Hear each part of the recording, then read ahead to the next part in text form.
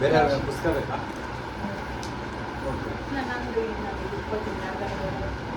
व्यासाय भुवनाशाय श्रीशाय गुणराशये हृद्याय शुद्धविद्याय मध्वाय च नमो नमः।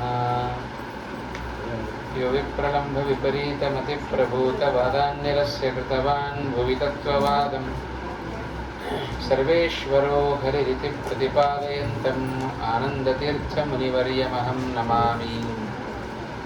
भवति यदनुभावादेडमूकोऽपि वाग्मी जडमतिरपि जन्तुर्जायते प्राज्ञमौलिः सकलवचनचेतो देवता भारती सा मम वचसि निधत्तां सन्निधिं मानसे च। अनवद्यात्मचारित्र्यं वादिखद्योतभास्करं विद्यामान्यगुरुं वन्दे विद्याविद्योतभास्वरम्। तपस्वाध्यायशुश्रूषा कृष्णपूजारतं मुनिं विश्वेशमिष्टदं वन्दे परिव्राट् चक्रवर्तिनम्। आपादमूलिपर्यन्तं गुरूणामाकृतिं स्मरेत् तेन विघ्नाः प्रणश्यन्ति सिद्ध्यन्ति च मनोरथाः।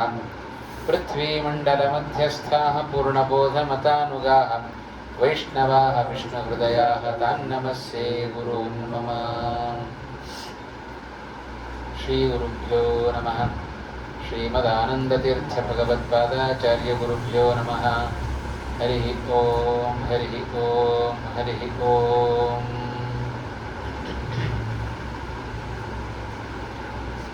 आपदाम् अपहर्तारं दातारं सर्वसम्पदां लोकाभिरामं श्रीरामं भूयो भूयो नमाम्यहम्। राघवो विजयं दद्यात् मम सीतापतिप्रभुः राघवस्य पदद्वन्द्वं दद्यादमितवैभवम्। रामाय रामभद्राय रामचन्द्राय वेधसे रघुनाथाय नाथाय सीताया पतये नमः। ज्ञाने विरागे हरिभक्तिभावे धृतिस्थितिप्राणबलेषु योगे बुद्धौ च नान्यो हनुमत्समानः पुमान् कदाचित् क्वच कश्चनैव। उद्यद्रविप्रकरसन्निभमच्युताङ्के स्वासीनमस्य नुति नित्यवचः प्रवृत्तिं ध्यायेत् गदाभयकरं सुकृताञ्जलिं तं प्राणं यथेष्टतनुमुन्नतकर्मशक्तिम्।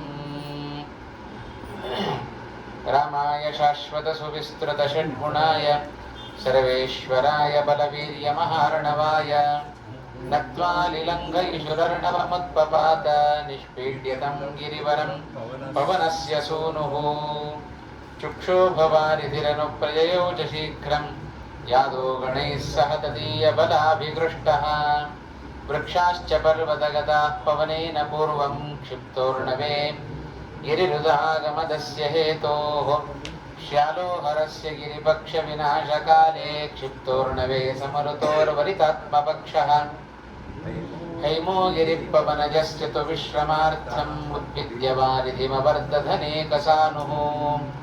नैवात्र विश्रमणमैच्छद विश्रमोऽसौ निस्सीमपौरुषबलस्य कुतश्रमोऽस्य। आस्तिष्य पर्वतवरं सददर्श गच्छन् देवैस्तु नागजननीं प्रहितां वरेण। जिज्ञासुभिर्निजबलं तव भक्ष्यमेतु यद्यत्त्वमिच्छसि तदित्यमरोदितायाः। आस्यं प्रविश्य सपदि प्रविनिसृतोऽस्माद्देवाननन्द यदुतस्मृतमेषु रक्षन्। दृष्ट्वा सुरप्रणयितां बलमस्य चोग्रं देवाः प्रतुष्टौरमुं सुमनोभिवृष्ट्या। तैरादृतः पुनरसौ व्यदैव गच्छन् छायाग्रहं प्रतिददर्श च सिंहिकाख्यम्। लङ्कावनाय सकलस्य च निग्रहे स्याः सामर्थ्यमप्रतिहतं प्रददौ विधाता। छायामवाक्षिपतसौ पवनात्मजस्य ಸ್ವಸ್ಯಾ ಶರೀರಮನುವಿಶ್ಯ ವಿಭೇದ ಚಾಶು ನಿಶ್ಚೇಮಮಾತ್ಮಬಲಮಿತ್ಯನುದರ್ಶಯಾನೋ ಹತ್ವೈವ ತಾಮಪಿ ವಿಧಾತೃವರಾಭಿಗುಪ್ತಾಂ ಲಂಬೆ ಸಲಂಬ ಶಿಖರೆ ನಿಬಪಾದಲಂಕಾ ಪ್ರಾಕಾರ ರೂಪಕ ಗಿರಾವಥ ಸಂಚುಗೋಚ ಭೂತ್ವಾ ಬಿಡಾಲ ಸಮಿತೋ ನಿಶಿತಾಂ ಪುರೀಂ ಚ ಪ್ರಾಪ್ಸ್ಯನ್ ದದರ್ಶ ನಿಜ ರೂಪವತೀಂ ಸಲಂಕಾಂ ವೃದ್ಧೋ ನಯಾಶ್ವಥ ವಿಜಿತ್ಯ ಜತಾಂ ಸ್ವಮುಷ್ಟಿಪಿಷ್ಟಾಂ ತಯಾನುಮತ ಏವ ವಿವೇಶ ಲಂಕಾಂ ಮಾರ್ಗಮಾಣೋ ಬಹಿಶ್ಚಾಂತಃ ಸೋಷೋಕವನಿಕಾತಲೆ ದದರ್ಶ ಶಿಂಶುಪಾ ವೃಕ್ಷ ಮೂಲಸ್ಥಿತರಮಾಕೃತಿಂ ನರಲೋಕ ವಿಡಂಬಸ್ಯ ಜಾನನ್ ರಾಮಸ್ಯ ಹೃದ್ಗತಂ ತಸ್ಯ ಚೇಷ್ಟಾನುಸಾರೇಣ ಕೃತ್ವಾ ಚೇಷ್ಟಾಶ್ಚ ಸಂವಿದಂ ತಾದೃಕ್ಚೇಷ್ಟಾ ಸಮೇತಾಯ ಅಂಗುಲೀಯಮದಾತ್ತತಃ ಸೀತಾಯಾ ಯಾನಿ ಚೈವಾಸನ್ ಆಕೃತೆ ಸ್ಥಾನಿ ಸರ್ವಶಃ. ಇಲ್ಲಿವರೆಗೆ ಕಳೆದ 4 ದಿವಸಗಳಿಂದ ಕೆಲವೊಂದು ಕಥಾಭಾಗವನ್ನು ನೋಡುವ ಸಣ್ಣ ಪ್ರಯತ್ನವನ್ನ ಮಾಡ್ತಾ ಇದ್ದೇವೆ.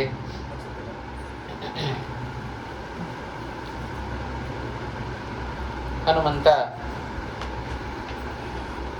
ಲಂಕಾಪಟ್ಟಣದ ಒಳಗೆ ಹೊರಗೆ ತಾನು ಸರ್ವಜ್ಞನಾಗಿದ್ದರೂ ಹುಡುಕಿದರ ಹಿನ್ನೆಲೆಯನ್ನು ಶ್ರೀಮದಾಚಾರ್ಯರು ಬಹಳ ಸ್ಪಷ್ಟವಾಗಿ ನಮ್ಮ ಮುಂದೆ ಬಿಡಿಸಿಟ್ಟರು. ಆ ಹಿನ್ನೆಲೆಯಲ್ಲಿ ಅಶೋಕವನದಲ್ಲಿ ಸೀತೆಯ ಭೇಟಿಯಾಯಿತು. ಸೀತಾದೇವಿಯ ಭೇಟಿಯಾದಾಗ ಹನುಮಂತ ಕಂಡ ಸೀತೆ ಹೇಗಿದ್ದಾಳೆ ಎನ್ನುವುದನ್ನು ವಾಲ್ಮೀಕಿಗಳು ಬಹಳ ಸ್ಪಷ್ಟವಾಗಿ ನಿರೂಪಣೆ ಮಾಡಿದರು. ಒಂದು ಬಂಗಾರದ ವೇದಿಕೆ, ಅದರ ಮಧ್ಯದಲ್ಲಿ ಕುಳಿತ ಸೀತಾದೇವಿ, ಸುತ್ತಲೂ ರಾಕ್ಷಸ ಸ್ತ್ರೀಯರು, ಅದರ ಜೊತೆಗೆ ರಾವಣನೂ ಕೂಡ ಬಂದಿದ್ದಾನೆ. ಆ ಬೆಳಗಿನ ಜಾವದಲ್ಲಿ ರಾವಣನೂ ಬಂದಿದ್ದಾನೆ. ಅನೇಕ ಪ್ರಲೋಭನೆಯ ಮಾತುಗಳನ್ನೆಲ್ಲ ಹೇಳಿದ. ಆ ಪ್ರಲೋಭನೆಗಳನ್ನ ಸೀತಾದೇವಿ ಹೇಗೆ ತಿರಸ್ಕಾರವನ್ನು ಮಾಡಿದಳು ಅನ್ನೋದನ್ನು ನಿನ್ನೆ ದಿವಸ ನಾವು ಕಂಡಿದ್ದೇವೆ. ಯಾವತ್ತೂ ಕೂಡ ಭಗವಂತನೆಂಬ ಗುರಿಯನ್ನ ಮುಟ್ಲಿಕ್ಕೆ ಅಂತ ಹೊರಟ ನಮಗೆ ಇಂಥ ಪ್ರಲೋಭನೆಗಳು ಜೀವನದಲ್ಲಿ ಬೇಕಾದಷ್ಟು ಬರ್ತಾ ಇರುತ್ತವೆ. ಆದರೆ ಇದನ್ನೆಲ್ಲ ಮೆಟ್ಟಿ ನಿಂತಾಗ ಮಾತ್ರ ನಮಗೆ ಭಗವಂತ ಸಿಗೋದು. ಇದು ಆ ಸೀತಾದೇವಿ ತಾನು ಆ ರಾವಣನ ಸಂಪತ್ತನ್ನು ನಿರಾಕರಣೆ ಮಾಡುವುದರ ಹಿನ್ನೆಲೆಯನ್ನ ನಾವು ಹೀಗೆ ಅರ್ಥೈಸಿಕೊಳ್ಳಬೇಕು. ರಾಮಾಯಣ ನಮ್ಮ ಆಧುನಿಕ ಜೀವನಕ್ಕೆ ಅದು ಹೀಗೆ ಪ್ರಸ್ತುತವಾಗಿದೆ ಅನ್ನೋದನ್ನು ನಾವು ಅರಿತುಕೊಳ್ಳಬೇಕು. ನಂತರ ವಿಶೇಷವಾಗಿ ರಾವಣನಿಂದ ಅನೇಕ ಪ್ರಲೋಭನೆಯ ಮಾತುಗಳನ್ನು ಕೇಳಿದ ಸೀತೆ ರಾವಣನಿಗೆ ಹೇಳುತ್ತಾಳೆ, ಆ ರಾಮಚಂದ್ರ ರಾಜ್ಯ ಭ್ರಷ್ಟನಾಗಿದ್ದಾನೆ, ಕಾಡಿನಲ್ಲಿ ಅಲಿತಾ ಇದ್ದಾನೆ, ನನ್ನಲ್ಲಿ ಇಷ್ಟು ದೊಡ್ಡ ಸೈನ್ಯ ಇದೆ, ಈ ಸೈನ್ಯವನ್ನ ರಾಮಚಂದ್ರ ಮೆಟ್ಟಿ ನಿಲ್ಲಲಿಕ್ಕೆ ಹೇಗೆ ಸಾಧ್ಯ? ನೀನು ಎಷ್ಟು ರಾಮ ರಾಮ ರಾಮ ಅಂತ ಜಪ ಮಾಡಿದರೂ ಕೂಡ ಅವ ಮಾತ್ರ ಲಂಕಾಪಟ್ಟಣದ ಒಳಗಡೆ ಬರಲಿಕ್ಕೆ ಸಾಧ್ಯ ಇಲ್ಲ, ನಿನ್ನನ್ನು ಯಾರೂ ಕರ್ಕೊಂಡು ಹೋಗೋದಿಲ್ಲ. ಹಾಗಾಗಿ ವೃಥಾ ಶ್ರಮ ಪಡಬೇಡ, ನನ್ನನ್ನೇ ವರಿಸು ನೀನು ಅಂತ ರಾವಣ ಪರಿಪರಿಯಾಗಿ ಹೇಳಿದ ಸೀತಾದೇವಿಯನ್ನ ಕುರಿತು. ಆದರೆ ಸೀತೆ ಮಾತ್ರ ಯಾವ ಕಾರಣಕ್ಕೂ ರಾವಣನನ್ನ ಕಣ್ಣೆತ್ತಿಯೂ ನೋಡ್ಲಿ. ತೃಣಮಂತರದ ಕೃತ್ವ ಪ್ರತ್ಯುವಾಚ ಶುಚಿಸ್ಮಿತ. ನಿನ್ನೆ ದಿವಸ ನಾವು ಕಂಡಿದ್ದೇವೆ ಈ ಮಾತನ್ನ. ಕೇವಲ ಒಂದು ಹುಲ್ಲು ಕಡ್ಡಿಯನ್ನು ಮಧ್ಯದಲ್ಲಿಟ್ಟುಕೊಂಡು ರಾವಣನಿಗೆ ಉತ್ತರವನ್ನು ಕೊಡುವುದರ ಮೂಲಕ ಎಷ್ಟು ಪಾತಿವ್ರತ್ಯ ಎಂಬ ಧರ್ಮ ಎಷ್ಟು ಸೂಕ್ಷ್ಮ ಇದೆ. ನಾನಾ ರೀತಿಯಾಗಿ ನಾವು ಬ್ರಹ್ಮಚರ್ಯವನ್ನು ನಾವು ಕಳ್ಕೊಂಡ್ಬಿಡ್ತೇವೆ. ಅನೇಕ ರೀತಿಯಾಗಿ ಬ್ರಹ್ಮಚರ್ಯವನ್ನು ಹೇಳ್ತಾ ಇದ್ದಾರೆ. ಅದರಲ್ಲಿ ಸುಲಭವಾಗಿ ನಾವು ಮಾನಸಿಕವಾಗಿ ಆಲೋಚನೆಯನ್ನು ಮಾಡಿದರೂ, ಮತ್ತೊಬ್ಬರ ಬಗ್ಗೆ ಆಲೋಚನೆಯನ್ನು ಮಾಡಿದರೂ ನಮ್ಮ ಬ್ರಹ್ಮಚರ್ಯ ಅದು ನಾಶ ಆಗಿಬಿಡುತ್ತೆ. ಅಷ್ಟು ಸೂಕ್ಷ್ಮ ಬ್ರಹ್ಮಚರ್ಯವನ್ನು ಕಾಪಾಡಿಕೊಳ್ಳೋದು ಬಹಳ ಕಠಿಣ. ಹಾಗಿರುವಾಗ ಅದಕ್ಕನುಗುಣವಾಗಿ ಅಶ್ವತ್ಥಾಮಾಚಾರ್ಯರ ಕಥೆಯನ್ನು ನಾವು ಕೇಳಿದ್ದೇವಲ್ಲ. ಬ್ರಹ್ಮಚಾರಿಗಳು ಅಂದ್ರೆ ಯಾರು? ನಮಗೆ ಗೊತ್ತಿರುವ ಹಾಗೆ ಯಾರು ಮದುವೆ ಆಗಿಲ್ವೋ ಅವರೆಲ್ಲ ಬ್ರಹ್ಮಚಾರಿಗಳು ಅಂತ ನಾವು ತಿಳ್ಕೊಂಡು, ಮದುವೆ ಆದವರು ಬ್ರಹ್ಮಚಾರಿಗಳೇ. ಯಾರು ಸ್ವಸ್ವ ವರ್ಣಾಶ್ರಮೋಚಿತವಾದ ಧರ್ಮಗಳನ್ನು ಅಷ್ಟೇ ಆಚರಣೆ ಮಾಡುತ್ತಾ ಇರುತ್ತಾರೆಯೋ ಅವರೆಲ್ಲ ಬ್ರಹ್ಮಚಾರಿಗಳಿದ್ದ ಹಾಗೇನೆ. ಹಾಗಾಗಿ ಮದುವೆ ಆಗದ ಅಶ್ವತ್ಥಾಮಾಚಾರ್ಯರು ಬ್ರಹ್ಮಚರ್ಯವನ್ನು ಕಳ್ಕೊಂಡಿದ್ರು, ಮದುವೆ ಆದ ಅರ್ಜುನ ಬ್ರಹ್ಮಚರ್ಯವನ್ನು ಉಳಿಸ್ಕೊಂಡಿದ್ದ. ಹಾಗಾಗಿ ಅಶ್ವತ್ಥಾಮಾಚಾರ್ಯರು ಬಿಟ್ಟ ಬ್ರಹ್ಮಾಸ್ತ್ರವನ್ನ ಅಶ್ವತ್ಥಾಮಾಚಾರ್ಯರಿಗೆ ಉಪಶಮನ ಮಾಡ್ಲಿಕ್ಕೆ ಬರಲಿಲ್ಲ. ಅರ್ಜುನನೇ ತಾನು ಬಿಟ್ಟ ಅಸ್ತ್ರವನ್ನು, ಅಶ್ವತ್ಥಾಮಾಚಾರ್ಯರು ಬಿಟ್ಟ ಅಸ್ತ್ರವನ್ನು ಕೂಡ, ಎರಡನ್ನೂ ಕೂಡ ತಾನೇ ಉಪಶಮನ ಮಾಡಿದ. ಹಾಗಾಗಿ ಯಾಕೆ ಅಶ್ವತ್ಥಾಮಾಚಾರ್ಯರು ತಮ್ಮ ಬ್ರಹ್ಮಚರ್ಯವನ್ನ ಕಳ್ಕೊಂಡ್ಬಿಟ್ಟಿದ್ದಾರಂತೆ. ದುರ್ಯೋಧನ ತಾನು ಸಾಯುವಾಗ ಹೇಳಿದ, ನನ್ನ ಹೆಂಡತಿಯಲ್ಲಿ ನಿಮ್ಮಿಂದ ಸಂತಾನದ ಅಭಿವೃದ್ಧಿಯಾಗಬೇಕು. ಆಯಿತು ಅಂತ ಸಮ್ಮತಿಯನ್ನು ಸೂಚನೆ ಮಾಡಿಬಿಟ್ಟರು ಅಶ್ವತ್ಥಾಮಾಚಾರ್ಯರು. ಅಷ್ಟಕ್ಕೇನೆ ಅವರ ಬ್ರಹ್ಮಚರ್ಯ ನಾಶ ಆಗಿಬಿಟ್ಟು. ಇಷ್ಟು ಸೂಕ್ಷ್ಮ ಇದೆ ಅಂಥದರಲ್ಲಿ. ಎಷ್ಟು ಇವತ್ತಿನ ಲೋಕ ಹೇಗಿದೆ, ಎಷ್ಟು ಮಾನಸಿಕವಾಗಿ ದೃಷ್ಟಿಯಿಂದಾಗಿ ಅಥವಾ ಶ್ರವಣದಿಂದಾಗಿ ಎಷ್ಟು ನಾವು ಪರರಲ್ಲಿ ಮನಸ್ಸನ್ನು ಹಾಕ್ತೇವೆ, ಎಷ್ಟು ಸುಲಭವಾಗಿ ನಮಗೆ ಬ್ರಹ್ಮಚರ್ಯವನ್ನ ಕಳ್ಕೊಳ್ಳಿಕ್ಕೆ ಅವಕಾಶ ಇದೆ. ಅದೇ ಸುಂದರಕಾಂಡದಲ್ಲಿ ತೋರಿಸಿದ ಹನುಮಂತ, ನನ್ನ ಬ್ರಹ್ಮಚರ್ಯ ಹೇಗಿದೆ ಕಣ್ಣಾರೆ ಕಂಡಿದ್ದೇವೆ ನಾವು. ಮನೋಹಿ ಹೇತು ಸರ್ವೇಷಾಂ ಇಂದ್ರಿಯಾಣಾಂ ಪ್ರವರ್ತನೆ ತಚ್ಚ ಶುಭಾಶುಭಾ ಸ್ವವಸ್ಥಾಸು ತಚ್ಚಮೇ ಸುವ್ಯವಸ್ಥಿತಂ. ಎಂಥ ಶುಭಾವಸ್ಥೆಯಲ್ಲಿ ಅಶುಭ ಅವಸ್ಥೆಯಲ್ಲಿ ಹನುಮಂತನ ಮನಸ್ಸು ಒಂದೇ ರೀತಿಯಲ್ಲಿ ಇತ್ತೋ ಅದರಂತೆ ಭಗವಂತನೆಂಬ ಗುರಿಯನ್ನು ಇಟ್ಟುಕೊಂಡು ಹೊರಟ ನಮಗೂ ಕೂಡ ಆ ಕಡೆ ಈ ಕಡೆ ವಿಚಲಿತರಾಗಬಾರದು. ನಾವು ನೆಟ್ಟ ಮನಸ್ಸಿನಿಂದ ಭಗವಂತನನ್ನೇ ನಾವು ಧ್ಯಾನ ಮಾಡಬೇಕು. ಹಾಗಿದ್ದರೆ ಮಾತ್ರ ಭಗವಂತನನ್ನ ಹೊಂದಲಿಕ್ಕೆ ಸಾಧ್ಯ ಎಂಬುದಾಗಿ ಆ ಸೀತಾದೇವಿಯ ವರ್ತನೆಯಿಂದ ನಾವು ಅರ್ಥೈಸಿಕೊಳ್ಳಬಹುದು. ಎಷ್ಟು ಪ್ರಲೋಭನೆಗಳನ್ನ ಒಡ್ಡಿದರೂ ಮತ್ತು ಮತ್ತು ಸೀತಾದೇವಿಯ ಉಪದೇಶದ ಮಾತುಗಳೇ ರಾವಣನಿಗೆ ಬರ್ತಾ ಇದೆ ವಿನಃ, ಆಯ್ತಪ್ಪ ರಾವಣ ನೀನು ಹೇಳಿದಾಗ ನಡ್ಕೊಳ್ತೇನೆ ಅಂತ ಒಂದು ಬಾರಿಯೂ ಕೂಡ ಹೇಳಲಿಲ್ಲ ಸೀತೆ. ರಾಮನನ್ನ ನಿಂದನೆ ಮಾಡಿದ್ದಾನೆ ರಾವಣ, ಅದಕ್ಕೂ ಸರಿಯಾದ ಉತ್ತರವನ್ನು ಕೊಡ್ತಾ ಇದ್ದಾಳೆ ಸೀತಾದೇವಿ. ರಾವಣ ಗಿರಿಂ ಕುಬೇರಸ್ಯ ಗತೋಥ ವಾಲಯಂ ಸಭಾಂಗತೋ ವಾ ವರುಣಸ್ಯ ರಾಜ್ಞಃ ಅಸಂಶಯಂ ದಾಶರಥೇರ್ನ ಮೋಕ್ಷ್ಯಸೆ ಮಹಾದ್ರಮಕ್ಕಾಲ ಹತೋಷನೇರಿವ. ಒಳ್ಳೆ ದೃಷ್ಟಾಂತವನ್ನು ಕೊಟ್ಟು ಹೇಳ್ತಾ ಇದ್ದಾಳೆ ಸೀತೆ. ರಾಮನನ್ನ ತಿರಸ್ಕಾರ ಮಾಡಿದಿ, ರಾಮನ ಪರಾಕ್ರಮದ ಬಗ್ಗೆ ನೀನು ಅಸಭ್ಯವಾದ ಮಾತುಗಳನ್ನಾಡಿದ್ದಿ. ಆದರೆ ಒಂದು ಅರ್ಥ ಮಾಡಿಕೋ, ನನ್ನ ಪತಿಯಾದ ಶ್ರೀರಾಮಚಂದ್ರ ಅವನ ಬಾಣ, ಅದರಿಂದ ನೀನು ತಪ್ಪಿಸಿಕೊಳ್ಳಿಕ್ಕೆ ಸಾಧ್ಯವೇ ಇಲ್ಲ ಅಂತ. ನೀನು ಕೈಲಾಸಕ್ಕೆ ಹೋಗ, ಅಲ್ಲಿ ನೀನು ರಕ್ಷಣೆಯನ್ನು ಪಡೆದುಕೋ. ಅಲ್ಲಿ ಹೋಗಿ ನೀನು ಅಡಗಿ ಕೂತುಕೊಂಡರೂ ಕೂಡ, ವರುಣನ ರಾಜನಾದ ವರುಣನ ನೀನು ಮನೆಗೆ ಹೋದರೂ ಕೂಡ ರಾಮ ಮಾತ್ರ ನಿನ್ನನ್ನು ಬಿಡೋದಿಲ್ಲ. ಎಲ್ಲಿ ಹೋದರೂ ರಾಮನಿಂದ ಮಾತ್ರ ನೀನು ತಪ್ಪಿಸಿಕೊಳ್ಳಿಕ್ಕೆ ಆಗೋದಿಲ್ಲ. ಅಂಥ ಮಹಾಪರಾಕ್ರಮಿಯಾದ ಶ್ರೀರಾಮಚಂದ್ರ ನನ್ನ ಪತಿ ಆಗಿರುವಾಗ ನಿನ್ನನ್ನು ನಾನು ಯಾಕೆ ವರಿಸಲಿ ಅಂತ ಹೇಳ್ತಾ. ಕೋಟಿ ಕೋಟಿ ರೂಪಾಯಿ ಸಿಗತ್ತೆ ಅಂತ ಹೇಳುವಾಗ ಯಾರಾದ್ರೂ 1000 ರೂಪಾಯಿ ಬಾಯಿ ತೆರೀತಾರೇನ್ರಿ? ಇಲ್ಲಲ್ಲ. ಹಾಗಾಗಿ ಸೌಂದರ್ಯದ ಗಣಿ, ಪರಾಕ್ರಮದ ಗಣಿ ಶ್ರೀರಾಮಚಂದ್ರ ಧರ್ಮದ ಸಾಕಾರ ಮೂರ್ತಿಯಾಗಿ ಎದುರುಗಡೆ ನಿಂತುಕೊಂಡಿದ್ದಾನೆ. ಅಧರ್ಮದ ಸಣ್ಣ ಲೇಷವೂ ಕೂಡ ರಾಮಚಂದ್ರನಲ್ಲಿ ಕಾಣೋದಿಲ್ಲ. ಅಂಥ ಪರಮ ಪುರುಷನಾದ ರಾಮಚಂದ್ರನನ್ನ ಪತಿಯನ್ನಾಗಿ ಮಾಡಿಕೊಂಡು ನಿನ್ನನ್ನ ಯಾರು ವರಿಸ್ತಾರೆ? ಕಾಮಾಂಧರಾದ ನಿನ್ನನ್ನ ಯಾರು ಕೂಡ ವರಿಸಲಿಕ್ಕೆ ಸಾಧ್ಯ ಇಲ್ಲ. ನಿನ್ನ ಈ ಕಾಮತೆಯನ್ನ ನಿನ್ನವರಲ್ಲಿ ಇಟ್ಟುಕೋ ಹೊರತು ನನ್ನಲ್ಲಿ ನಿನ್ನ ಮನಸ್ಸನ್ನ ಹಾಕಬೇಡ ಅಂತ ಇಷ್ಟು ಬರಿಯಾಗಿ ಸೀತಾದೇವಿ ರಾವಣನ ಮಾತನ್ನ ಸಾರಾಸಗಟಾಗಿ ತಳ್ಳಿ ಹಾಕಿಬಿಟ್ಟಿದ್ದಾಳೆ. ರಾವಣ ಸೀತೆಯ ಮಾತುಗಳನ್ನ ಕೇಳ್ತಾ ಇರುವಾಗ ಅವನಿಗೆ ಒಳಗಡೆಯಿಂದ ಕೋಪ ಬರ್ತಾ ಇದೆ. ಮೊದಲೇ ಕೋಪಿಷ್ಠವ ರಾವಣ. ತನಗೆ ವಿರುದ್ಧವಾಗಿ ಏನಾದರೂ ನಡೀತು ಅಂತಾದರೆ ಅವ ಮಾತ್ರ ಬಿಡುವ ವ್ಯಕ್ತಿಯಲ್ಲ ರಾವಣ. ಹಾಗಿರುವಾಗ ತನಗೆ ವಿರುದ್ಧವಾಗಿ ಸೀತೆ ನಡೀತಾ ಇದ್ದಾಳೆ, ಅಷ್ಟಾದ್ರೂ ಒಳಗಡೆಯಿಂದ ಕೋಪ ಬರ್ತಾ ಇದೆ. ಆದರೂ ಕೂಡ ಅವ ತಡ್ಕೊಂಡಿದ್ದಾನೆ. ಯಾಕೆ ಗೊತ್ತೋ? ಇವತ್ತಲ್ಲ ನಾಳೆ ಎಂದಾದ್ರೂ ಒಂದು ದಿವಸ ಸೀತೆ ನನ್ನ ಪರವಾಗಿ ಬಂದಾಳು ಅಂತ ಒಂದು ಸಣ್ಣ ಆಸೆ ಪಾಪ ಅವನಿಗೆ. ಎಷ್ಟು ದಿವಸ ಅಂತ ಹೀಗಿರ್ತಾಳ್ರಿ? ಹಾಗಾಗಿ ಒಂದಲ್ಲ ಒಂದು ದಿವಸ ನನ್ನ ಪಕ್ಷದಲ್ಲಿ ಬರಲೇಬೇಕು, ನನ್ನ ಪಕ್ಷಕ್ಕೆ ಅಂತ ಹೇಳಿ ಆ ಒಂದು ಮುಂದಿನ ಆಲೋಚನೆಯನ್ನು ಇಟ್ಟುಕೊಂಡು ತನಗೆ ಬರುವ ಕೋಪವನ್ನೆಲ್ಲ ಅದಮಿಟ್ಟುಕೊಡುತ್ತಾ ಇದ್ದಾನೆ ರಾವಣ. ಕೋಪ ಬರ್ತಾ ಇದೆ, ಆದರೆ ಬಲಾತ್ಕಾರ ಮಾಡ್ಲಿಕ್ಕೆ ಮುಂದೆ ಹೋಗ್ತಾ ಇಲ್ಲ ರಾವಣ. ತಾನಾಗಿ ಸೀತೆ ಬಲದ ಬರಲಿ ಅಂತ ಅವನ ಮನಸ್ಥಿತಿ. ಹಾಗಾಗಿ ಕೊನೆಗೆ ಒಂದು ಎಚ್ಚರಿಕೆಯನ್ನು ಮಾತ್ರ ಕೊಟ್ಟ ರಾವಣ. ನೀನು ಹೀಗೇ ಹಠ ಮಾಡ್ತಾ ಇದ್ದಿ ಅಂತ ಆದರೆ ಸೀತೆ, ಒಂದಲ್ಲ ಒಂದು ದಿವಸ ನಿನ್ನನ್ನ ನಮ್ಮ ಆಹಾರವನ್ನಾಗಿ ಮಾಡ್ಕೊಂಡ್ಬಿಡ್ತೇವೆ ಅಂತ. ರಾಕ್ಷಸರಿಗೆ ಇದು ಸಹಜ. ಇದು ಮಾನವರನ್ನ ಕೊಲ್ಲೋದು, ಅವರ ಮಾಂಸವನ್ನ ಭಕ್ಷಣೆ ಮಾಡೋದು. ಹಾಗಾಗಿಯೇ ರಾಮಚಂದ್ರ ಮೊದಲನೇ ಬಾರಿ ಕಾಡಿಗೆ ಬಂದಾಗ ಇದೇ ಪ್ರಶ್ನೆಯನ್ನ ಕೇಳಿದ. ದೊಡ್ಡ ಒಂದು ವಿಚಿತ್ರವಾದ ಬೆಟ್ಟ. ಆ ವಿಚಿತ್ರವಾದ ಬೆಟ್ಟ ಯಾವುದಿದು ಅಂತ ಕೇಳಿದ. ವಿಶ್ವಾಮಿತ್ರರು ಪಕ್ಕದಲ್ಲಿ ಕರ್ಕೊಂಡು ಬರ್ತಾ ಇದ್ದಾರೆ. ಸರ್ವಜ್ಞನಾದ ಶ್ರೀರಾಮಚಂದ್ರ ಗೊತ್ತಿದ್ರೂ ಕೇಳ್ತಾ ಇದ್ದ. ಕೇಳಿದ, ಯಾವುದಿದು ವಿಚಿತ್ರವಾದ ಬೆಟ್ಟ, ಇದುವರೆಗೆ ನೋಡ್ಲೇ ಇಲ್ವಲ್ಲ ಅಂತ ಕೇಳಿದ. ಆಗ ವಿಶ್ವಾಮಿತ್ರರು ಹೇಳಿದರು, ಇದೆಲ್ಲ ರಾಕ್ಷಸರ ಪ್ರಭಾವ ಇದು ಅಂತ. ಎಲ್ಲ ಕಾಡಿನಲ್ಲಿ ವಾಸ ಮಾಡುವ ಋಷಿಮುನಿಗಳನ್ನ ಕೊಲ್ಲೋದು, ಅವರನ್ನ ತಿನ್ನೋದು, ಅವರ ಮಾಂಸವನ್ನ ಭಕ್ಷಣೆ ಮಾಡಿ ಅವರ ಮೂಳೆಗಳ ರಾಶಿ ಅದು ಪರ್ವತದಂತೆ ಬೆಳೆದು ನಿಂತಿದೆ ನೋಡು ಅಂತಂತ. ವಿಶ್ವಾಮಿತ್ರರು. ಇದಕ್ಕೋಸ್ಕರವೇ ನಿನ್ನನ್ನು ಕರ್ಕೊಂಡು ಬಂದದ್ದು. ಆ ರಾಕ್ಷಸರ ಸಂಹಾರ ಆಗಬೇಕು, ಸುಬಾಹು, ಮಾರೀಚ, ಧಾಟಕಿ ಮುಂತಾದವರ ಆ ಸಂಹಾರ ಆಗಬೇಕು. ಅವರ ಸಂಹಾರಕ್ಕೋಸ್ಕರವೇ ನಿನ್ನನ್ನು ಕರ್ಕೊಂಡು ಬಂದಿದ್ದೇನೆ ಅಂತ ಹೇಳಿದರು. ಹಾಗಾಗಿ ರಾಕ್ಷಸರಿಗೆ ಮಾನವರ ಮಾಂಸದ ಭಕ್ಷಣೆ ಅದು ಸಹಜ. ಹಾಗಾಗಿ ರಾವಣ ಹೇಳಿಬಿಟ್ಟ ಸೀತೆಗೆ, ಹೀಗೇ ನೀನು ಮಾಡಿದೆ ಅಂತಾದ್ರೆ ಒಂದ್ ದಿವಸ ನಿನ್ನ ಆಹಾರಕ್ಕೆ ತಗೊಂಡ್ಬಿಡ್ತೇವೆ ನಾವು ಅಂತಂದ್ಬಿಟ್ಟ ರಾವಣ. ಏನು ಮಾಡಬೇಕು? ಏಕಾಕಿನಿಯಾದ ಸೀತೆ, ಎಲ್ಲರೂ ಸುತ್ತಲೂ ದುಷ್ಟರು ತುಂಬಿಕೊಂಡಿದ್ದಾರೆ. ಆ ದುಷ್ಟರ ಮಧ್ಯದಲ್ಲಿ ಏಕಾಕಿಯಾಗಿ ಸೀತಾದೇವಿ ತಾನು ದುಃಖವನ್ನು ಪಡ್ತಾ ಇದ್ದಾಳೆ. ರಾವಣನ ಈ ಅತಿರೇಕದ ವರ್ತನೆಗಳನ್ನೆಲ್ಲ ನೋಡ್ತಾ ಇದ್ದಾರೆ. ರಾವಣ ಕೊನೆಗೆ ಹೇಳಿ ಹೋದ, ನನ್ನ ಮಾತಿಗೆ ಇವಳು ಬಗ್ತಾ ಇಲ್ಲ. ಹಾಗಾಗಿ ಸುತ್ತಲ ರಾಕ್ಷಸ ಸ್ತ್ರೀಯರು ನಿಂತುಕೊಂಡಿದ್ದಾರಲ್ಲ, ಎಲ್ಲರಿಗೂ ಆದೇಶ ಮಾಡಿದ, ಏನಾದರೂ ಮಾಡಿ ಇವಳನ್ನು ನೀವು ನನ್ನ ಪರವಾಗಿ ಒಪ್ಪಿಸಬೇಕು ಅಂತ ಹೇಳಿ ಎಲ್ಲ ರಾಕ್ಷಸ ಸ್ತ್ರೀಯರಿಗೆ ಹೇಳಿ ರಾವಣ ಅಲ್ಲಿಂದ ಮುಂಜಾನೆ ಹೊತ್ತಿನಲ್ಲಿ ರಾವಣ ಅಲ್ಲಿಂದ ಹೋಗ್ತಾ ಇದ್ದಾನೆ.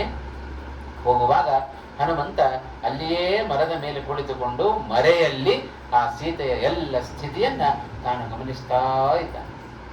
ಕೂಡಲೇ ಪ್ರವೃತ್ತಿ ಮಾಡಿಬಿಡಬಹುದಾಗಿತ್ತು ಹನುಮಂತ, ಆದರೆ ಆ ಪ್ರವೃತ್ತಿಯನ್ನ ಮಾಡಲಿಲ್ಲ.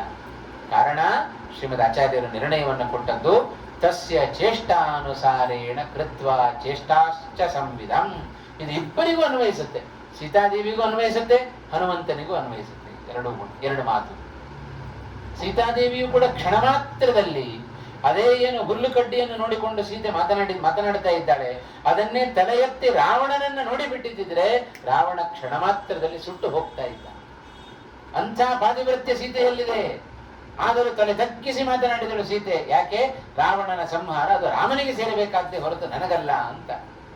ಸರ್ವಜ್ಞನಾದರೂ ಶ್ರೀರಾಮಚಂದ್ರ ಏನೂ ಗೊತ್ತಿಲ್ಲದವರಂತೆ ಹೇಗೆ ನಟನೆ ಮಾಡ್ತಾ ಇದ್ದಾನೆಯೋ, ತಸ್ಯ ಚೇಷ್ಟಾನುಸಾರೇಣ ಶ್ರೀಮದ್ ಆಚಾರ್ಯರ ನಿರ್ಣಯ, ಆ ರಾಮನ ಚೇಷ್ಟೆಗೆ ಅನುಸಾರವಾಗಿ ಸೀತಾದೇವಿ ಮತ್ತು ಹನುಮಂತ ಇಬ್ಬರು ನಡೆದುಕೊಳ್ತಾ ಇದ್ದಾರೆ. ಇಷ್ಟು ಸೀತೆಗೆ ತನ್ನ ಕಣ್ಣೆದರಲ್ಲಿ ಅನ್ಯಾಯ ಆಗ್ತಾ ಇರಬೇಕಾದರೆ ಹನುಮಂತ ಸಹಿಸ್ತಾನೆ. ಕ್ಷಣ ಮಾತ್ರದಲ್ಲಿ ಮರದ ಮೇಲಿಂದ ಹಾರಿ ಅಲ್ಲಿಯೇ ರಾವಣನನ್ನ ಕೊಂದು ಬಿಡಬಹುದಾಗಿತ್ತಲ್ಲ ಹನುಮಂತ. ಎಷ್ಟು ಬಾರಿ ಹನುಮಂತನಿಗೆ ಅವಕಾಶ ಸಿಕ್ಕಿದೆ ರಾವಣನನ್ನ ಕೊಲ್ಲುವ ಅವಕಾಶ, ಆದರೆ ಎಂದೂ ಕೂಡ ತಾನು ಮುಂದೆ ಹೋಗಲಿಲ್ಲ. ರಾವಣನನ್ನ ಕೊಲ್ಲುವ ಪ್ರಯತ್ನವನ್ನ ಹನುಮಂತ ಮಾಡಲಿಲ್ಲ. ಯಾಕೆ? ಅದು ನನ್ನ ಸ್ವಾಮಿಗೆ ಸೇರಬೇಕು ಅಂತ. ಇಂಥ ಹನುಮಂತನಲ್ಲಿಯ ಸ್ವಾಮಿ ನಿಷ್ಠೆ ಅದು ಎಷ್ಟು ದೊಡ್ಡದು. ಇವತ್ತೇನಾದ್ರೂ ನಮಗೆ ಇಂಥ ಪ್ರಸಂಗಗಳು ಸಿಕ್ಕರೆ ಅವನ್ನೇನು ಕಾಯೋದು, ನನ್ನ ಶಕ್ತಿ ಪ್ರದರ್ಶನ ಮಾಡಿಬಿಡುತ್ತೇನೆ ನಾನು ಅಂತ ಹೇಳಿ ಕಾರ್ಯದಲ್ಲಿ ಮುನ್ನುಗ್ಗಿ ಬಿಡ್ತಾ ಇದ್ದೀವಿ. ಆದರೆ ನಿಜವಾದ ವಿವೇಕ ಇರುವ ವ್ಯಕ್ತಿ, ಸ್ವಾಮಿಯಲ್ಲಿ ಭಗವಂತನಲ್ಲಿ ಮನಸ್ಸನ್ನ ಇಟ್ಟ ವ್ಯಕ್ತಿ, ಅವು ಯಾವತ್ತೂ ಕೂಡ ಹಾಗೆ ಮಾಡೋದಿಲ್ಲ. ಹಾಗಾಗಿ ಹನುಮಂತ ಸುಮ್ಮನೆ ಕುಳಿತುಕೊಂಡು ಸೀತೆ ಪಡುವ ಕಷ್ಟವನ್ನೆಲ್ಲ ನೋಡ್ತಾ ಇದ್ದಾನೆ. ರಾವಣ ಆ ಕಡೆ ಹೋಗೋ ಪುರುಸತ್ತಿಲ್ಲ. ಎಲ್ಲ ರಾಕ್ಷಸ ಸ್ತ್ರೀಯರು ತಾವು ಮುನ್ನುಗ್ತಾ ಇದ್ದಾರೆ. ಸೀತೆಯನ್ನು ಒಪ್ಪಿಸಬೇಕು, ರಾವಣನ ಆದೇಶ.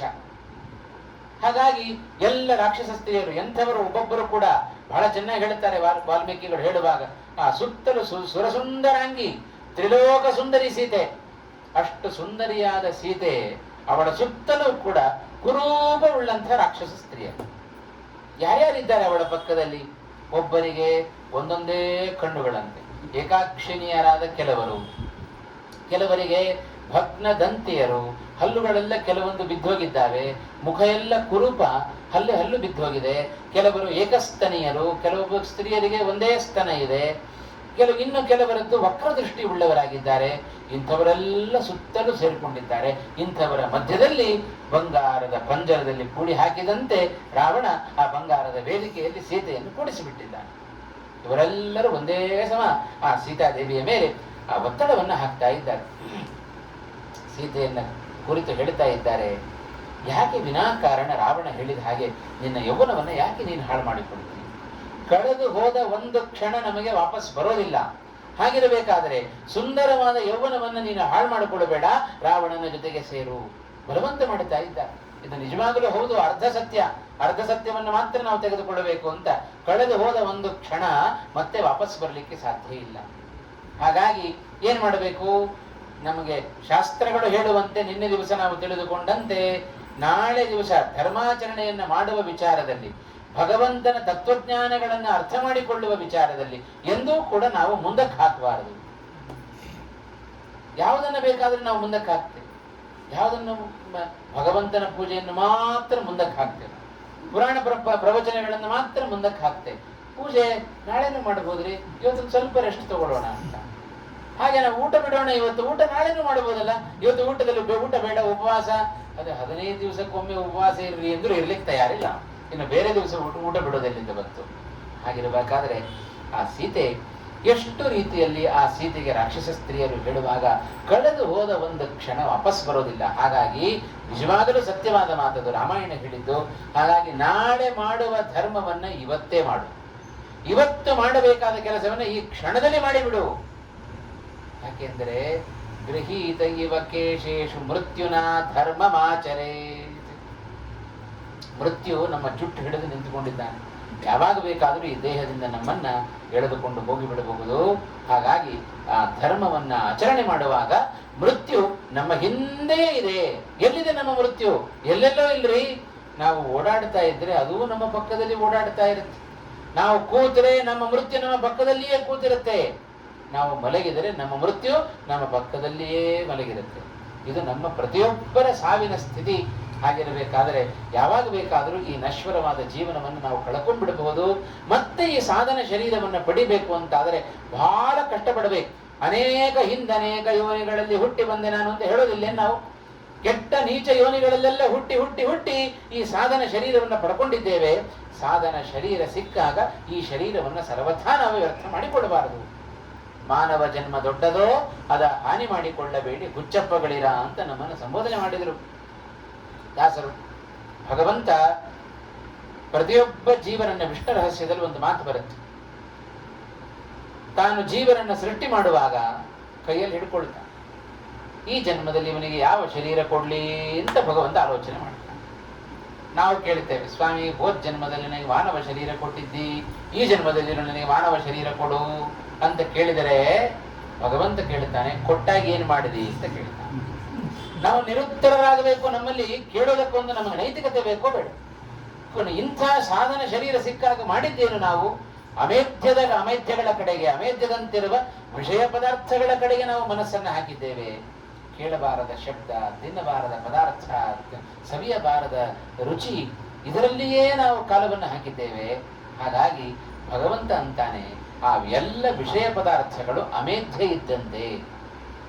ಹಾಗಾಗಿ ನೀವು ಎಷ್ಟು ಮೃಷ್ಟಾನ್ನ ಭೋಜನವನ್ನು ತೆಗೆದುಕೊಂಡು ಹೋಗಿ ಇಟ್ಟರೂ ಹಂದಿ, ನಾಯಿ ಇವುಗಳಿಗೆ ಬೇಡ, ಅವುಗಳಿಗೆ ಮೃಷ್ಟಾನ್ನ ಭೋಜನ ರುಚಿ ಇಲ್ಲ, ಮತ್ತು ಮೋರಿಗೆ ಬಾಯಿ ಹಾಕ್ತ. ಹಾಗೆ ಅಮೇಧ್ಯದಂತಿರುವ ವಿಷಯ ಪದಾರ್ಥಗಳ ಕಡೆಗೆ ನಿನ್ನ ಗಮನ ಹೋಗುತ್ತೆ ಅಂತಾದರೆ ಈ ಜನ್ಮದಲ್ಲಿ ನಿನಗೆ ಎಂಥ ಜನ್ಮ ಕೊಡಬೇಕು, ನಾನು ಎಂಥ ಶರೀರ ಕೊಡಬೇಕು? ಹಾಗೆ ಮಾನವ ಶರೀರ ನಿನಗೆ ಲಾಯಕ್ಕಲ್ಲ ಅಂತ ಹೇಳಿ ಭಗವಂತ ನಾಯಿಯಾಗಿಯೋ ಹಂದಿಯಾಗಿಯೋ ನಮ್ಮನ್ನು ಹುಟ್ಟಿಸಿಬಿಡ್ತಾನೆ. ಮತ್ತೊಮ್ಮೆ ಈ ಸಾಧನ ಶರೀರವನ್ನು ಕೊಡೋದಿಲ್ಲ. ಕೊಟ್ಟಾಗ ನಾವೇನು ಸಾಧನೆ ಮಾಡಿಕೊಡಬೇಕು? ಇದು ಹೇಗೆ ಮಾನವ ಶರೀರ ಅಂದ್ರೆ, ಭಾಗವತದಲ್ಲಿ ವ್ಯಾಸರು ಒಂದು ಮಾತು ಹೇಳ್ತಾರೆ, ದುರ್ಲಭಂ ಮಾನುಷಂ ಜನ್ಮ ತದಪ್ಯಧ್ರುವಮರ್ಥದಂ. ಬಹಳ ಕಷ್ಟ ಮಾನವ ಜನ್ಮ ಪಡೆಯೋದು. ಇದು ಹೇಗೆ ಅಂದ್ರೆ, ಇದೊಂಥರ ಹಾವು ಏಣಿ ಆಟ ಇದ್ದಾಗ ನೋಡಿ. ಆ ಹಾವು ಏಣಿ ಪಟ ನೋಡ್ತೀವಿ ನೋಡಿ. ಆ ಹಾವು ಏಣಿ ಪಟದಲ್ಲಿ ಏಣಿಗಳೂ ಇರುತ್ತವೆ, ಹಾವುಗಳೂ ಇರುತ್ತವೆ. ಏಣಿ ಬಂದಾಗ ಸ್ವಲ್ಪ ಮೇಲೆ ಏರುತ್ತೇವೆ, ಹಾವು ಬಂದಾಗ ಮತ್ತೊಂದೆರಡು ಮನೆ ಕಚ್ಚಿಸಿಕೊಂಡು ಕೆಳಗಡೆ ಬರುತ್ತೇವೆ. ಕೊನೆಯಲ್ಲಿ ಒಂದು ದೊಡ್ಡ ಹಾವು ಹಾಕಿರ್ತಾರೆ. ಅಲ್ಲಿ ಕೊನೆಯ ಮನೆಯಲ್ಲಿ ಹೋಗಿ ನಿಂತಾಗ ಬಹಳ ಜಾಗರೂಕರಾಗಿ ನಾವು ಆಟ ಆಡಬೇಕು. ಏನಾದ್ರು ಸ್ವಲ್ಪ ಮೈ ಮರೆತು ಹಾಕಿಬಿಟ್ರೆ, ಒಂದನ್ನು ಹಾಕಿಬಿಟ್ರೆ ಆ ಹಾವಿನ ಕೈಯಲ್ಲಿ ಕಚ್ಚಿಸಿಕೊಂಡು ಆ ಪಟದಿಂದ ಆಚೆ ಬಂದ್ಬಿಡುತ್ತೇವೆ. ಮತ್ತೇನು ಮಾಡಬೇಕು? ಮೊದಲನೇ ಮನೆಯಿಂದ ಮತ್ತೆ ಪ್ರಾರಂಭ ಮಾಡಬೇಕು. ಆಟ ಮತ್ತೆ ಪ್ರಾರಂಭ, ಹೊಸದಾಗಿ ಆಟವನ್ನು ಪ್ರಾರಂಭ ಮಾಡಬೇಕಾಗುತ್ತೆ. ಹಾಗಾಗಿ 84 ಲಕ್ಷ ಯೋನಿಗಳಲ್ಲಿ ಕಟ್ಟ ಕಡೆಯ ಯೋನಿ ಅಂದ್ರೆ ಇದು ಮಾನವ ಯೋನಿ. ಇಂಥ ಮಾನವ ಶರೀರವನ್ನು ಪಡೆದ ನಾವು ಏನಾದರೂ ಅಪ್ಪಿತಪ್ಪಿ ಅಜಾಗರೂಕತೆಯಿಂದ ನಾವು ನಡೆದುಕೊಂಡರೆ ಮತ್ತೆ ನಾವು ಆ ನೀಚ ಯೋನಿಗಳಿಂದ ಹುಟ್ಟುತ್ತಾ ಬಂದು ಈ ಸಾಧನ ಶರೀರಕ್ಕೆ ಬರಬೇಕು ಅಂತಾದರೆ ಕೋಟಿ ಕೋಟಿ ಜನ್ಮಗಳನ್ನು ಕಳೆದಾಗ ನಮಗೆ ಸಿಗ್ತಕ್ಕಂಥದ್ದು ಈ ಮಾನವ ಶರೀರ. ಹಾಗಾಗಿ ಸಾಧನ ಶರೀರವಿದು ನೀದಯದಿ ಕೊಟ್ಟದ್ದು ಅನ್ನುವ ಭಾವನೆ ಯಾವಾಗಲೂ ನಮ್ಮಲ್ಲಿ ಸದಾ ಇದ್ದರೆ ಆಗ ನಾವು ಜಾಗೃತರಾಗಿರ್ತೇವೆ. ನಾವು ಹಾದಿ ತಪ್ಪೋದು ಯಾವಾಗ ಗೊತ್ತೋ, ನಾವೇ ಸ್ವತಂತ್ರರು ಅಂತ ನಮಗೆ ಭ್ರಮೆ ಬಂತೋ ಕೂಡಲೇ ಹಾದಿ ತಪ್ಪುದು. ಇಲ್ಲಪ್ಪ ನಮ್ಮ ತಲೆ ಮೇಲೆ ಒಬ್ಬ ಕೂತಿದ್ದಾನೆ ಅಂತ ಯಾವಾಗಲೂ ಅನ್ಕೊಳ್ತಾ ಇದ್ರೆ ನಾವು ಹಾದಿ ತಪ್ಪಲಿಕ್ಕೆ ಅವಕಾಶ ಇಲ್ಲ. ನಾವು ಕೆಟ್ಟ ಕೆಲಸ ಮಾಡೋದು ಯಾವಾಗ? ಕಳ್ಳತನ ಮಾಡೋದು ಯಾವಾಗ? ಯಾರು ನೋಡ್ತಾ ಇಲ್ಲ ಅಂದರೆ ಕಳ್ಳತನ ಕೇಳಿತಾನೆ ಅಂತ. ಹಾಗಾಗಿ ಯಾರು ನೋಡ್ತಾ ಇಲ್ಲ ಅಂತ ಭಾವನೆ ನಮ್ಮಲ್ಲಿ ಸರ್ವದಾ ಬರಬಾರದು. ಯಾವಾಗಲೂ ನಮ್ಮನ್ನ ಸೂರ್ಯ ನೋಡುತ್ತಾ ಇರ್ತಾನೆ, ಚಂದ್ರ ನೋಡುತ್ತಾ ಇರ್ತಾನೆ, 2 ಸಂಧ್ಯೆಗಳು ನಮ್ಮನ್ನು ನೋಡುತ್ತಾ ಇರ್ತವೆ, ಹಗಲು ರಾತ್ರಿಗಳು ನಮ್ಮನ್ನು ನೋಡುತ್ತಾ ಇರ್ತವೆ, ಸರ್ವತ್ರ ವ್ಯಾಪಿಸಿದ ಭಗವಂತ ನಮ್ಮನ್ನು ನೋಡುತ್ತಾ ಇರ್ತಾನೆ. ಇಷ್ಟು ಜನರ ಕಣ್ಣು ನಮ್ಮ ಮೇಲಿದೆ ಅಂತ ಆದಮೇಲೆ ಏನಾದ್ರೂ ಒಂದು ಕೆಟ್ಟ ಕೆಲಸ ಮಾಡ್ಲಿಕ್ಕೆ ಅಂತ ಹೊರಟಾಗ, ತಿನ್ನಬಾರದ ಪದಾರ್ಥಗಳನ್ನ ನಾವು ತಿಂತಾ ಇದ್ದೇವೆ, ಯಾರು ನೋಡ್ತಾ ಇಲ್ಲ, ತಿಂದು ಬಿಡೋಣ, ಕಣ್ಣು ಮುಚ್ಕೊಂಡು ಬೇಕು ಹಾಲು ಕುಡಿದಾಗೆ ಅಂತ ಅದನ್ನ ತಿಂದು ಬಿಡೋಣ ಅಂತ ತಿಂದು ಬಿಟ್ರೆ ನಮ್ಮ ಕೂಡಲೇ ಜ್ಞಾಪಕ ಬರಬೇಕು, ಇಲ್ಲ ಸೂರ್ಯ ಚಂದ್ರರು ನಮ್ಮನ್ನು ನೋಡುತ್ತಾ ಇದ್ದಾರೆ, 2 ಸಂಧ್ಯೆಗಳು ನಮ್ಮನ್ನು ನೋಡುತ್ತಾ ಇದ್ದಾವೆ, ಎಲ್ಲ ದಿಕ್ಪಾಲ ದೇವತೆಗಳು ನಮ್ಮನ್ನು ನೋಡುತ್ತಾ ಇದ್ದಾರೆ, ವಾಯು ನಮ್ಮನ್ನು ನೋಡುತ್ತಾ ಇದ್ದಾನೆ, ಭಗವಂತ ನಮ್ಮನ್ನು ನೋಡುತ್ತಾ ಇದ್ದಾನೆ. ಇಷ್ಟು ಜನರ ಕಣ್ತಪ್ಪಿಸಿ ಏನು ಮಾಡ್ಲಿಕ್ಕೆ ಸಾಧ್ಯ? ಎಲ್ಲಿಲ್ಲ ಭಗವಂತ? ಅಣುರೇಣು ತೃಣ ಕಾಷ್ಠ ಪರಿಪೂರ್ಣ ಗೋವಿಂದ. ಪ್ರತಿಯೊಂದು ಅಣುವಿನ ಒಳಗೂ ಅಣುವಾಗಿ ಭಗವಂತ ಸರ್ವತ್ರ ವ್ಯಾಪ್ತನಾಗಿರಬೇಕಾದರೆ ಭಗವಂತನ ಕಣ್ತಪ್ಪಿಸಿ ಏನಾದರೂ ಅಧರ್ಮ ಮಾಡಲಿಕ್ಕೆ ಸಾಧ್ಯವೋ? ಕನಕದಾಸರ ಜೀವನ ಚರಿತ್ರೆಯಿಂದ ನಾವು ಜ್ಞಾಪನ ಮಾಡಿಕೊಳ್ಳಬೇಕು. ವ್ಯಾಸರಾಜರು ಹೇಳಿದರಲ್ಲ, ಹಣ್ಣನ್ನ ಕೊಟ್ಟು ಯಾರು ನೋಡದ ಸ್ಥಳದಲ್ಲಿ ತಿನ್ಕೊಂಬರ್ರಿ ಅಂತ ಹೇಳಿದ್ರೆ ಒಬ್ಬೊಬ್ಬರು ಒಂದೊಂದು ಜಾಗದಲ್ಲಿ ಹೋಗಿ ತಿನ್ಕೊಂಡ್ಬಂದ್ರು. ಕನಕದಾಸರು ಹೇಳಿದರು, ಹಾಗೆಯೇ ಹಣ್ಣನ್ನ ವಾಪಸ್ ಕೊಟ್ಟರು. ಸ್ವಾಮಿ, ನನಗೆ ಭಗವಂತ ನಿಲ್ಲದ ಸ್ಥಳ ಕಾಣಲೇ ಇಲ್ಲ ಅಂತಂದುಬಿಟ್ರು ಕನಕದಾಸರು. ಅಷ್ಟು ದೊಡ್ಡ ಮಟ್ಟದ ಅನುಸಂಧಾನ ನಮಗೆ ಬರ್ಲಿಕ್ಕೆ ಸಾಧ್ಯ ಇಲ್ಲ. ಭಗವಂತ ಎಲ್ಲ ಕಡೆ ಇರೋದಂತೂ ಸತ್ಯ, ನಮ್ಮ ಕಣ್ಣಿಗೆ ಕಾಣಿಸೋದು ಬೇಡ. ಭಗವಂತ ಎಲ್ಲಾ ಕಡೆ ಇದ್ದಾನೆ ಎನ್ನುವ ಅನುಸಂಧಾನ ಬಂದರೂ ಸಾಕು, ನಾವು ಉದ್ಧಾರ ಆಗಿ ಬಿಡುತ್ತೇವೆ. ಅದಕ್ಕೋಸ್ಕರ ಇಷ್ಟೆಲ್ಲ ಪುರಾಣ ಇತಿಹಾಸಗಳನ್ನು ನಾವು ಕೇಳಬೇಕು. ಯಾಕೆ ಅಂದ್ರೆ ಈ ಮಾನವ ಜನ್ಮದ ಸಾರ್ಥಕತೆ ಭಾಗವತ ಬಹಳ ಚೆನ್ನಾಗಿ ಒಳ್ಳೆ ಮಾತನ್ನು ಹೇಳುತ್ತೆ. ಯಾತಕ್ಕೆ ಈ ಮಾನವ ಶರೀರ? ನಾವು ಅನ್ಕೊಂಡಿದ್ದೇವೆ ಕೇವಲ ಉಸಿರಾಡುವುದಕ್ಕೋಸ್ಕರ ಈ ಶರೀರ. ಕಿಂ ಭಸ್ತ್ರಾಹ ಶ್ವಸಂತ್ಯುತ, ಜಡ ಪದಾರ್ಥವು ಉಸಿರಾಡುತ್ತರಿ, ಅದಕ್ಕೆ ಈ ಶರೀರ ಯಾಕೆ ಬೇಕು? ಆ ಕಲಾಯಿ ಹಾಕೋರು ನೋಡ್ರಿ, ಆ ಒಂದು ಹಗ್ಗ ಹಿಡ್ಕೊಂಡು ಹಿಡಿತಾ ಇರುತ್ತೆ, ಒಂದು ದೊಡ್ಡ ಮರದ ಬಾಕ್ಸ್ ಅದು, ಅದರಲ್ಲಿ ಗಾಳಿ ಹೊರಗೆ ಹೋಗ್ತಾ ಇರುತ್ತೆ, ಗಾಳಿ ಒಳಗೆ ಬರುತ್ತಾ ಇರುತ್ತೆ, ಗಾಳಿ ಹೊರಗೆ ಹೋಗ್ತಾ ಇರುತ್ತೆ. ಉಸಿರಾಟ ಅಂದ್ರೆ ಅದೇ ತಾನೆ? ಇಲ್ಲ, ಉಸಿರಾಟಕ್ಕೋಸ್ಕರ ಎಲ್ಲ ಚೆನ್ನಾಗಿ ತಿಂದು ತೇಗುವುದಕ್ಕೋಸ್ಕರ ಈ ಶರೀರ ಬೇಕು ಅಂದ್ರೆ ಕಿಂ ಗ್ರಾಮ ಪಶವೋಪರೆ ನಖಾದಂತಿ ನಮೇ ಹಂತಿ ಕಿಂ ಗ್ರಾಮ ಪಶವೋಪರೆ. ತಿಂದು ಉಂಡು ಮಲಗುವುದಕ್ಕೋಸ್ಕರ ಈ ಶರೀರವೇ ಯಾಕೆ ಬೇಕಪ್ಪ? ನಾಯಿ ನರಿಗಳಿಲ್ಲೇನು ಆ ಕೆಲಸ ಮಾಡ್ಲಿಕ್ಕೆ? ಹಾಗಾದ್ರೆ ಆ ಶರೀರವೇ ಸಾಕಲ್ಲ. ಈ ಶರೀರವನ್ನ ಕೊಟ್ಟದ್ದು ಸಾಧನ ಶರೀರ. ಶ್ರೀಮದ್ ಆಚಾರ್ಯರು ಕರೀತಾರೆ ಈ ಶರೀರಕ್ಕೆ ಮಾನವ ಶರೀರ ಅಂತ ಹೆಸರನ್ನು ಇಡ್ಲಿಲ್ಲ ಶ್ರೀಮದಾಚಾರ್ಯರು. ಧರ್ಮಾರ್ಥ ಕಾಮ ಮೋಕ್ಷಾಣ ಸಾಧನಂ ದೇಹತೋಸ್ತಿಯತ್. ಈ ಮಾನವ ಶರೀರ ಧರ್ಮ ಅರ್ಥ ಕಾಮ ಮೋಕ್ಷ 4 ವಿಧವಾದ ಪುರುಷಾರ್ಥಗಳ ಸಾಧನೆಗೋಸ್ಕರ ಭಗವಂತ ಕೊಟ್ಟ ಶರೀರ ಇದು. ಇದು ಸಾಧನ ಶರೀರ ಅಂತ ಕರೆದರು ಶ್ರೀಮದಾಚಾರ್ಯರು. ಅಂತಹ ಶರೀರ ಸಿಕ್ಕಾಗ ನಾವು ವ್ಯರ್ಥ ಮಾಡಿಕೊಳ್ಳಬಾರದು. ನಿಜವಾಗಲೂ ಆ ರಾಕ್ಷಸ ಸ್ತ್ರೀಯರು ಸೀತಾದೇವಿಗೆ ಹೇಳ್ತಾ ಇದ್ದಾರೆ, ಕಳೆದು ಹೋದ ಒಂದು ಕ್ಷಣ ವಾಪಸ್ ಬರೋದಿಲ್ಲ ಅಂತ. ಅಷ್ಟನ್ನು ಮಾತ್ರ ಇಟ್ಕೊಳ್ಳೋಣ, ಮುಂದಿಂದು ಬೇಡ. ಹಾಗಾಗಿ ನಿನ್ನ ಯೌವನವನ್ನ ಕಳ್ಕೊಳ್ಬೇಡ, ರಾವಣನನ್ನ ಸೇರಿ ಬಿಡು, ರಾಮನನ್ನ ಮರೆತು ಬಿಡು, ರಾವಣನನ್ನ ಚೆನ್ನಾಗಿ ಅರ್ಥ ಮಾಡಿಕೊಂಡು ಅವನನ್ನ ಸೇರಿ ಬಿಡು ಅಂತ ಹೀಗೆಲ್ಲ ಉಪದೇಶವನ್ನ ಆ ರಾಕ್ಷಸ ಸ್ತ್ರೀಯರು ಕೊಡ್ತಾ ಇದ್ದಾರೆ. ಏನಂತ ತಿಳಿದುಕೊಂಡು ನೀನು ರಾವಣನ ಸಾಮರ್ಥ್ಯ? ರಾವಣನಿಗೆ ಕೇವಲ ಲಂಕಾಪಟ್ಟಣ ಮಾತ್ರ ಅವನ ಅಧೀನಕ್ಕೆ ಒಳಪಟ್ಟದು ಅಂತ ತಿಳ್ಕೊಳ್ಬೇಡ. ರಾವಣ ಭಾರಿ ಸಮರ್ಥ. ನಿನ್ನ ಗಂಡನಾದ ಶ್ರೀರಾಮಚಂದ್ರ ಪುರುಷೋತ್ತಮ ಇರಬಹುದು, ಆದ್ರೆ ಅವನಲ್ಲಿ ಏನು ಸಾಮರ್ಥ್ಯ ಇಲ್ಲ. ರಾವಣನ ಸಾಮರ್ಥ್ಯ ಏನು ಗೊತ್ತೋ? ಸುಮ್ಮನೆ ಅವ ದೃಷ್ಟಿ ಬಿಟ್ರೆ ಸಾಕು, ಎಲ್ಲ ಮರ ಗಿಡಗಳೆಲ್ಲ ಹೂ ಬಿಡ್ಲಿಕ್ಕೆ ಶುರು ಮಾಡಿಬಿಡ್ತಾವೆ. ಯಾವ ಕಾಲದಲ್ಲಿ ಏನು ಬೇಕಾದ್ರೂ ಸೃಷ್ಟಿ ಮಾಡ್ಲಿಕ್ಕೆ ಗೊತ್ತು. ಬೇಸಿಗೆ ಅಂತ ನಾವು ಅನ್ಕೊಳ್ಳದೆ, ಬೇಸಿಗೆ ಅದೇ ರಾವಣ ಇಚ್ಛೆ ಪಟ್ರೆ ಬೇಸಿಗೆಯಲ್ಲೂ ಮಳೆ ತರಿಸ್ತಾ ಇದ್ದಾವ. ಚಳಿಗಾಲ ಭಾರಿ ಚಳಿ ಆಯಿತು ಅಂತಾದ್ರೆ ಸೂರ್ಯನಿಂದ ಶಾಖವನ್ನು ಉಂಟು ಮಾಡಿಕೊಳ್ತಾ ಇದ್ದಾವ ರಾವಣ. ಹೀಗೆ ಎಲ್ಲ ಲೋಕಪಾಲ ದೇವತೆಗಳು ದಿಗ್ದೇವತೆಗಳೆಲ್ಲ ರಾವಣನ ಅಂಕೆಯಲ್ಲಿರ್ತಾರೆ. ಹಾಗಾಗಿ ಕೇವಲ ರಾವಣ ತನ್ನ ದೃಷ್ಟಿ ಬೀರಿದರೆ ಸಾಕು, ಮರದ ಮೇಲೆ ಆ ಮರಗಳಿಂದ ಹೂ ಬಿಡುತ್ತಾ ಇದ್ದಾವೆ. ಅಷ್ಟೇ ಯಾಕೆ, ಕೇವಲ ಒಮ್ಮೆ ರಾವಣ ಹುಬ್ಬೇರಿಸಿದರೆ ಸಾಕು, ಎಲ್ಲ ಮೋಡಗಳು ಮಳೆ ಸುರಿಸಿ ಬಿಡುತ್ತವೆ. ಇದು ರಾವಣನ ಸಾಮರ್ಥ್ಯ. ಅಷ್ಟೇ ಯಾಕೆ, ಕೇವಲ ಒಮ್ಮೆ ಸಿಟ್ಟು ಬಂದು ರಾವಣ ಏನಾದರೂ ಹುಮ್ ಅಂತ ಹುಂಕಾರವನ್ನು ಹಾಕಿದರೆ ಪರ್ವತಗಳೇ ಗಡಗಡ ನಡಿಗೆ ಹೋಗ್ತವೆ. ಇದು ನಮ್ಮ ರಾವಣನ ಸಾಮರ್ಥ್ಯ. ಅಷ್ಟೇ ಯಾಕೆ, ರಾವಣ ಒಮ್ಮೆ ಮುಷ್ಟಿ ಬಿಗಿದರೆ ಇಡೀ ಸೃಷ್ಟಿಯೇ ಅಲ್ಲಾಡಿ ಹೋಗುತ್ತೆ. ಇಂಥ ಮಹಾಪರಾಕ್ರಮಿಯಾದ ರಾವಣ ತಾನೇ ನಿನ್ನನ್ನು ಬಯಸ್ತಾ ಇದ್ದಾನೆ ಅಂತ ಹೇಳಿದ್ರೆ ಏನ್ ಯೋಚನೆ ಮಾಡ್ತೀ? ಪುರುಷೋತ್ತಮನಾದ ರಾಮನನ್ನ ಮರೆತು ಬಿಡು, ರಾವಣನನ್ನೇ ನೀನು ವರಿಸು ಅಂತ. ಹೀಗೆ ನಾನಾ ರೀತಿಯ ಒಂದು ರೀತಿಯಾದ ಪ್ರಲೋಭನೆಗಳನ್ನ, ಆಸೆಯನ್ನ ಮುಂದೆ ಇಟ್ಟು, ಧನ ಕನಕ ವಜ್ರ ವೈಡೂರ್ಯಗಳನ್ನೆಲ್ಲ ಸೀತಾದೇವಿಯ ಮುಂದಿಟ್ಟು ಪ್ರಲೋಭನೆಗಳನ್ನ ಒಡ್ಡಿದ. ಅದಕ್ಕೂ ಸೀತಾದೇವಿ ಒಪ್ಪಲಿಲ್ಲ. ರಾಕ್ಷಸಿಯರ ಈ ಮಾತುಗಳನ್ನ ಹೇಳ್ತಾ ಇದ್ದಾರೆ. ಎಲ್ಲ ರಾಕ್ಷಸಿಯರು ಆ ರಾಕ್ಷಸ ಸ್ತ್ರೀಯರಿಗೂ ಉತ್ತಮವಾದ ಉತ್ತರಗಳನ್ನೇ ಸೀತಾದೇವಿ ತಾನು ಕೊಡ್ತಾ ಇದ್ದಾರೆ. ಎಷ್ಟು ಬಲವಂತ ಮಾಡಿದರೂ ಕೂಡ, ನಿನ್ನೆ ದಿವಸ ನಾನು ಧ್ರುವನ ದೃಷ್ಟಾಂತ ಕೊಟ್ಟೆ, ನಚಿಕೇತನ ದೃಷ್ಟಾಂತವನ್ನ ಕೊಟ್ಟೆ.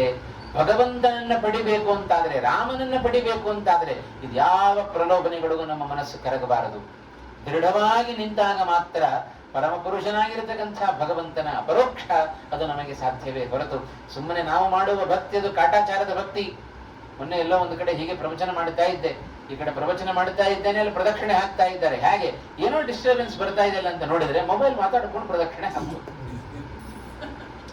ಈ ಗ್ರಹಚಾರಕ್ಕೆ ಇಲ್ಲಿಗೆ ಯಾಕೆ ಬರಬೇಕು ದೇವಸ್ಥಾನಕ್ಕೆ ಪ್ರದಕ್ಷಿಣೆ ಹಾಕ್ಲಿಕ್ಕೆ? ಎಲ್ಲಿ ಹೋದರೂ ಅದನ್ನು ಮಾತ್ರ ಬಿಡ್ಲಿಕ್ಕೆ ನಾವು ತಯಾರಿಲ್ಲ ಅಂತ. ಹಾಗಾಗಿ ಬೆಳಗ್ಗೆ ಎದ್ದು ಕೂಡಲೇ ಹಿಡ್ಕೊಂಡ್ಬಿಡುದು ಮೊಬೈಲ್. ಅಷ್ಟು ರಾತ್ರಿ ಮಲಗುವಾಗ ಅಷ್ಟು ಗಂಟೆ ಬಿಟ್ಟಿರ್ತೇವಲ್ಲ, ಅದೇ ದೊಡ್ಡ ಸಾಹಸ ಆಗಿ ಬಿಟ್ಟಿದೆ ನಮ್ಮದು ಅಂತ. ಹಾಗಾಗಿ ಬೆಳಗ್ಗೆ ಎದ್ದು ಕೂಡಲೇ ಅದನ್ನೇ ನೋಡ್ಲಿಕ್ಕೆ ಪ್ರಾರಂಭ ಮಾಡುದು. ಅಲ್ಲಿಂದಲೇ ನಮ್ಮ ದಿನಚರಿ ಪ್ರಾರಂಭ. ಹಾಗೆ ಹೇಳಿಲ್ಲ ಭಾಗವತ, ಸಂಚಿಂತೆಯೇ ಭಗವತ ಚರಣ ಅರವಿಂದಂ. ಬೆಳಗ್ಗೆ ಎದ್ದು ಕೂಡಲೇ ಭಗವಂತನ ಪಾದಾರವಿಂದಗಳ ಸ್ಮರಣೆಯನ್ನ ಮಾಡ್ತಾ ಇದ್ರೆ ಇಡೀ ದಿನ ನಮಗೆ ಯಾವ ದುಃಖಗಳು ಬರುವುದು. ಇದೆಲ್ಲ ಭಾಗವತ ಕೊಟ್ಟ ಸುಂದರವಾದ ಉಪದೇಶಗಳು. ಆ ಎಲ್ಲ ರಾಕ್ಷಸ ಸ್ತ್ರೀಯರು ಈ ರೀತಿಯಾಗಿಯೂ ಸೀತಾದೇವಿಗೆ ಪ್ರಲೋಭನೆಗಳನ್ನ ಒಡ್ಡಿದಾಗ ಸೀತೆ ಹೇಳ್ತಾ ಇದ್ದಾಳೆ, ಅತ್ಯಂತ ದುಃಖಿತಳಾಗಿದ್ದಾಳೆ. ಸಾಕಪ್ಪ ಈ ದುಃಖ ಆಯ್ತು, ಹೋಗ್ಬಿಡೋಣ, ಇವರೆಲ್ಲ ಹೇಳ್ತಾ ಇದ್ದಾರಲ್ಲ, ಹಾಗಾದ್ರೆ ಇವ್ರ ಪಕ್ಷಕ್ಕೆ ಸೇರ್ಕೊಂಡ್ಬಿಡೋಣ ಅಂತ ಒಂದು ಕ್ಷಣ ಕಾಲವೂ ಕೂಡ ಸೀತಾದೇವಿ ತಾನು ಆಲೋಚನೆ ಮಾಡಲಿಲ್ಲ. ಹೇಳ್ತಾ ಇದ್ದಾಳೆ, ಕಾಮಂ ಖಾದತ ಮಾಂ ಸರ್ವಾಹ ನಕರಿಷ್ಯಾಮಿ ಓ ವಚಃ ಅಂತ. ನೀವು ಎಷ್ಟು ಬಲವಂತ ಮಾಡಿದರೂ ಕೂಡ ನನ್ನ ನಿರ್ಧಾರ ಇಟ್ಟೆ. ಯಾವತ್ತಿದ್ರೂ ನನ್ನ ಸ್ವಾಮಿ, ನನ್ನ ಪತಿ ಅವ ಶ್ರೀರಾಮಚಂದ್ರನೇ ಹೊರತು ಕಾಮಂ ಖಾದತ. ಈಗಷ್ಟೇ ರಾವಣ ಹೇಳಿದ್ದಾನೆ, ಏನಾದ್ರೂ ಒಪ್ಪಲಿಲ್ಲ ಅಂತ ಹೇಳಿದ್ರೆ ಇನ್ನು ಸ್ವಲ್ಪ ದಿವಸ ನೋಡುತ್ತೇವೆ, ನಿಮ್ಮನ್ನ ಆಹಾರವನ್ನ ಮಾಡ್ಕೊಂಡ್ಬಿಡ್ತೇವೆ ಅಂತ ಹೇಳಿಬಿಟ್ಟ ರಾವಣ. ಕಾಮಂ ಖಾದತ ಹೇಳಿಬಿಟ್ಲು ಸೀತೆ, ಯಥೇಚ್ಛವಾಗಿ ನನ್ನನ್ನು ಕೊಂದು ನೀವು ಬೇಕಾದ್ರೆ ತಿಂದು ಬಿಡ್ರಿ, ನಾನು ಮಾತ್ರ ಬದಲಾವಣೆ ಆಗೋದಿಲ್ಲ, ನನ್ನಲ್ಲಿ ಮಾತ್ರ ಬದಲಾವಣೆ ಆಗೋದಿಲ್ಲ. ಯಾವತ್ತಿದ್ರೂ ಕೂಡ ದೀನೋವ ರಾಜ್ಯಹೀನೋವ ಯೋಮೇ ಭರ್ತ ಸಮೇ ಗುರುಹು. ಆ ನನ್ನ ಪತಿಯಾದ ಶ್ರೀರಾಮಚಂದ್ರ ಅವನು ದೀನನೇ ಆಗಿರಲಿ ಅಥವಾ ರಾಜ್ಯಹೀನನೇ ಆಗಿರಲಿ, ಅವನೇ ನನಗೆ ಸದಾ ಗುರು, ಅವನೇ ನನಗೆ ಪತಿ. ತಂ ನಿತ್ಯಮನುರಕ್ತಾಸ್ಮಿ ಯಥಾ ಸೂರ್ಯಂ ಸುವರ್ಚಲ. ಯಾವತ್ತಿಗೂ ಕೂಡ ಸೂರ್ಯನ ಕಿರಣ ಬೇರ್ಪಟ್ಟದ್ದು ಉಂಟೇನು? ನೋಡಿದ್ದೇವೋ ಎಂದಾದರೂ ನಾವು? ಹಾಗೆ ಸೂರ್ಯನ ಕಿರಣಗಳು ಹೇಗೆ ಬೇರ್ಪಡೋದಿಲ್ಲವೋ ಹಾಗೆ ನನ್ನ ಪತಿಯಾದ ಶ್ರೀರಾಮಚಂದ್ರನಿಂದಲೂ ಕೂಡ ನಾನು ಎಂದೂ ಬೇರ್ಪಡದ ವ್ಯಕ್ತಿ. ಸದಾ ಯಾವಾಗಲೂ ನನಗೆ ಶ್ರೀರಾಮಚಂದ್ರನೇ ಪತಿಯಾಗಿರುತ್ತಾನೆ ಅನ್ನುವ ಮಾತು ಸೀತಾದೇವಿಯ ಬಾಯಿಂದ ಬಂತು. ಇದು ಸತ್ಯವಾದ ಮಾತು. ಎಂದೂ ಕೂಡ ಸೀತಾದೇವಿ ನಿತ್ಯಾವಿಯೋಗಿನಿ ಅಂತ ಕರೀತಾರೆ. ಭಗವಂತನಿಂದ ಎಂದೂ ವಿಯುಕ್ತಳಾಗದ ವ್ಯಕ್ತಿ ಅವಳು ಲಕ್ಷ್ಮೀದೇವಿ. ನಮಗನ್ಸುತ್ತೆ ಪ್ರಳಯ ಕಾಲದಲ್ಲಿಯೂ ಭಗವಂತ ಲಕ್ಷ್ಮೀದೇವಿಗೆ ವಿಯೋಗ ಉಂಟೋ ಇಲ್ಲವೋ? ಅಲ್ಲಿಯೂ ಕೂಡ ಶ್ರೀ ಭೂ ದುರ್ಗಾ ರೂಪದಿಂದ ಪ್ರಳಯ ಕಾಲದಲ್ಲಿಯೂ ಭಗವಂತನ ಜೊತೆಗೇ ಇರುವ ವ್ಯಕ್ತಿ ಅವಳು ಲಕ್ಷ್ಮೀದೇವಿ. ಆದ್ದರಿಂದ ಎಲ್ಲಿಯೂ ಎಂದಿಗೂ ಕೂಡ ಭಗವಂತನಿಂದ ವಿಯುಕ್ತಳಾಗುವವಳಲ್ಲ. ಹಾಗಾಗಿ ಭಗವಂತ ತನ್ನ ವಕ್ಷಸ್ಥಳದಲ್ಲಿಯೇ ಲಕ್ಷ್ಮೀದೇವಿಗೆ ಸ್ಥಾನ ಕೊಟ್ಟು ಬಿಟ್ಟಿದ್ದಾನೆ. ಇಂಥ ಲಕ್ಷ್ಮೀದೇವಿ ಸೀತೆಯಾಗಿ ಬಂದು ನಿತ್ಯಂ ಅನುರಕ್ತಾಸ್ಮಿ, ಯಾವಾಗಲೂ ರಾಮನಲ್ಲಿಯೇ ನಾನು ಮನಸ್ಸುಳ್ಳವಳಾಗಿದ್ದೇನೆ, ಹಾಗಾಗಿ ನೀವು ಹೇಳುವ ಯಾವ ಮಾತುಗಳಿಗೂ ಕೂಡ ನಾನು ಬೆಲೆ ಕೊಡೋದಿಲ್ಲ ಅಂತ ಇಷ್ಟು ಕಠಿಣವಾಗಿ. ಒಳ್ಳೆ ಆ ರಾಕ್ಷಸ ಸ್ತ್ರೀಯರ ಮಾತುಗಳಿಗೆ ಚಾಟಿ ಏಟು ಕೊಟ್ಟಾಗಿತ್ತು ಅವರು. ಇವೇನೋ ಇಷ್ಟು ಮಾತುಗಳನ್ನು ಹೇಳಿದಾಗ ಸುಲಭವಾಗಿ ಸೀತೆ ಒಪ್ಕೊಂಡ್ಬಿಡ್ತಾಳೋ ಏನೋ, ಇಷ್ಟು ಹೆದರಿಸಿ ಬಿಟ್ರೆ ಸೀತೆ ಒಪ್ಕೊಂಡ್ಬಿಡ್ತಾಳೇನೋ ಅಂತ ಅವರಿಗೆಲ್ಲ ಅನಿಸಿತ್ತು. ಆದರೆ ಸೀತೆಯ ಮನಸ್ಸು ಮಾತ್ರ ಯಾವ ಕಾರಣಕ್ಕೂ ಬದಲಾವಣೆ ಆಗಲಿಲ್ಲ. ಎಷ್ಟು ದೃಢವಾದ ನಿಶ್ಚಯ ಅದು ರಾಮನ ಬಗ್ಗೆ ಸೀತಾದೇವಿಗಿದೆ. ಇಷ್ಟೆಲ್ಲ ಸೀತೆಯ ಈ ಮಾತುಗಳನ್ನ, ಸೀತೆಯ ದೃಢವಾದ ರಾಮನ ಬಗ್ಗೆ ಇರುವ ನಿಲುವನ್ನ ಹನುಮಂತ ತಾನು ಮೇಲ್ಗಡೆ ಕೂತ್ಕೊಂಡು ನೋಡ್ತಾ ಇದ್ದಾನೆ. ಎಷ್ಟು ಆನಂದ ಆಗಬೇಡ ಹನುಮಂತನಿಗೆ. ಕ್ಷಣ ಕ್ಷಣದಲ್ಲಿಯೂ ರಾಮನನ್ನ ಸ್ಮರಣೆ ಮಾಡಿಕೊಡ್ತಾ ಇದ್ದಾನೆ ಹನುಮಂತ. ರಾಮಚಂದ್ರ, ಎಂಥ ಪತ್ನಿಯಾದವಳು ನಿನಗೆ ಸೀತಾದೇವಿ, ಅನುಗುಣವಾದ ಪತ್ನಿ ನಿನಗೆ.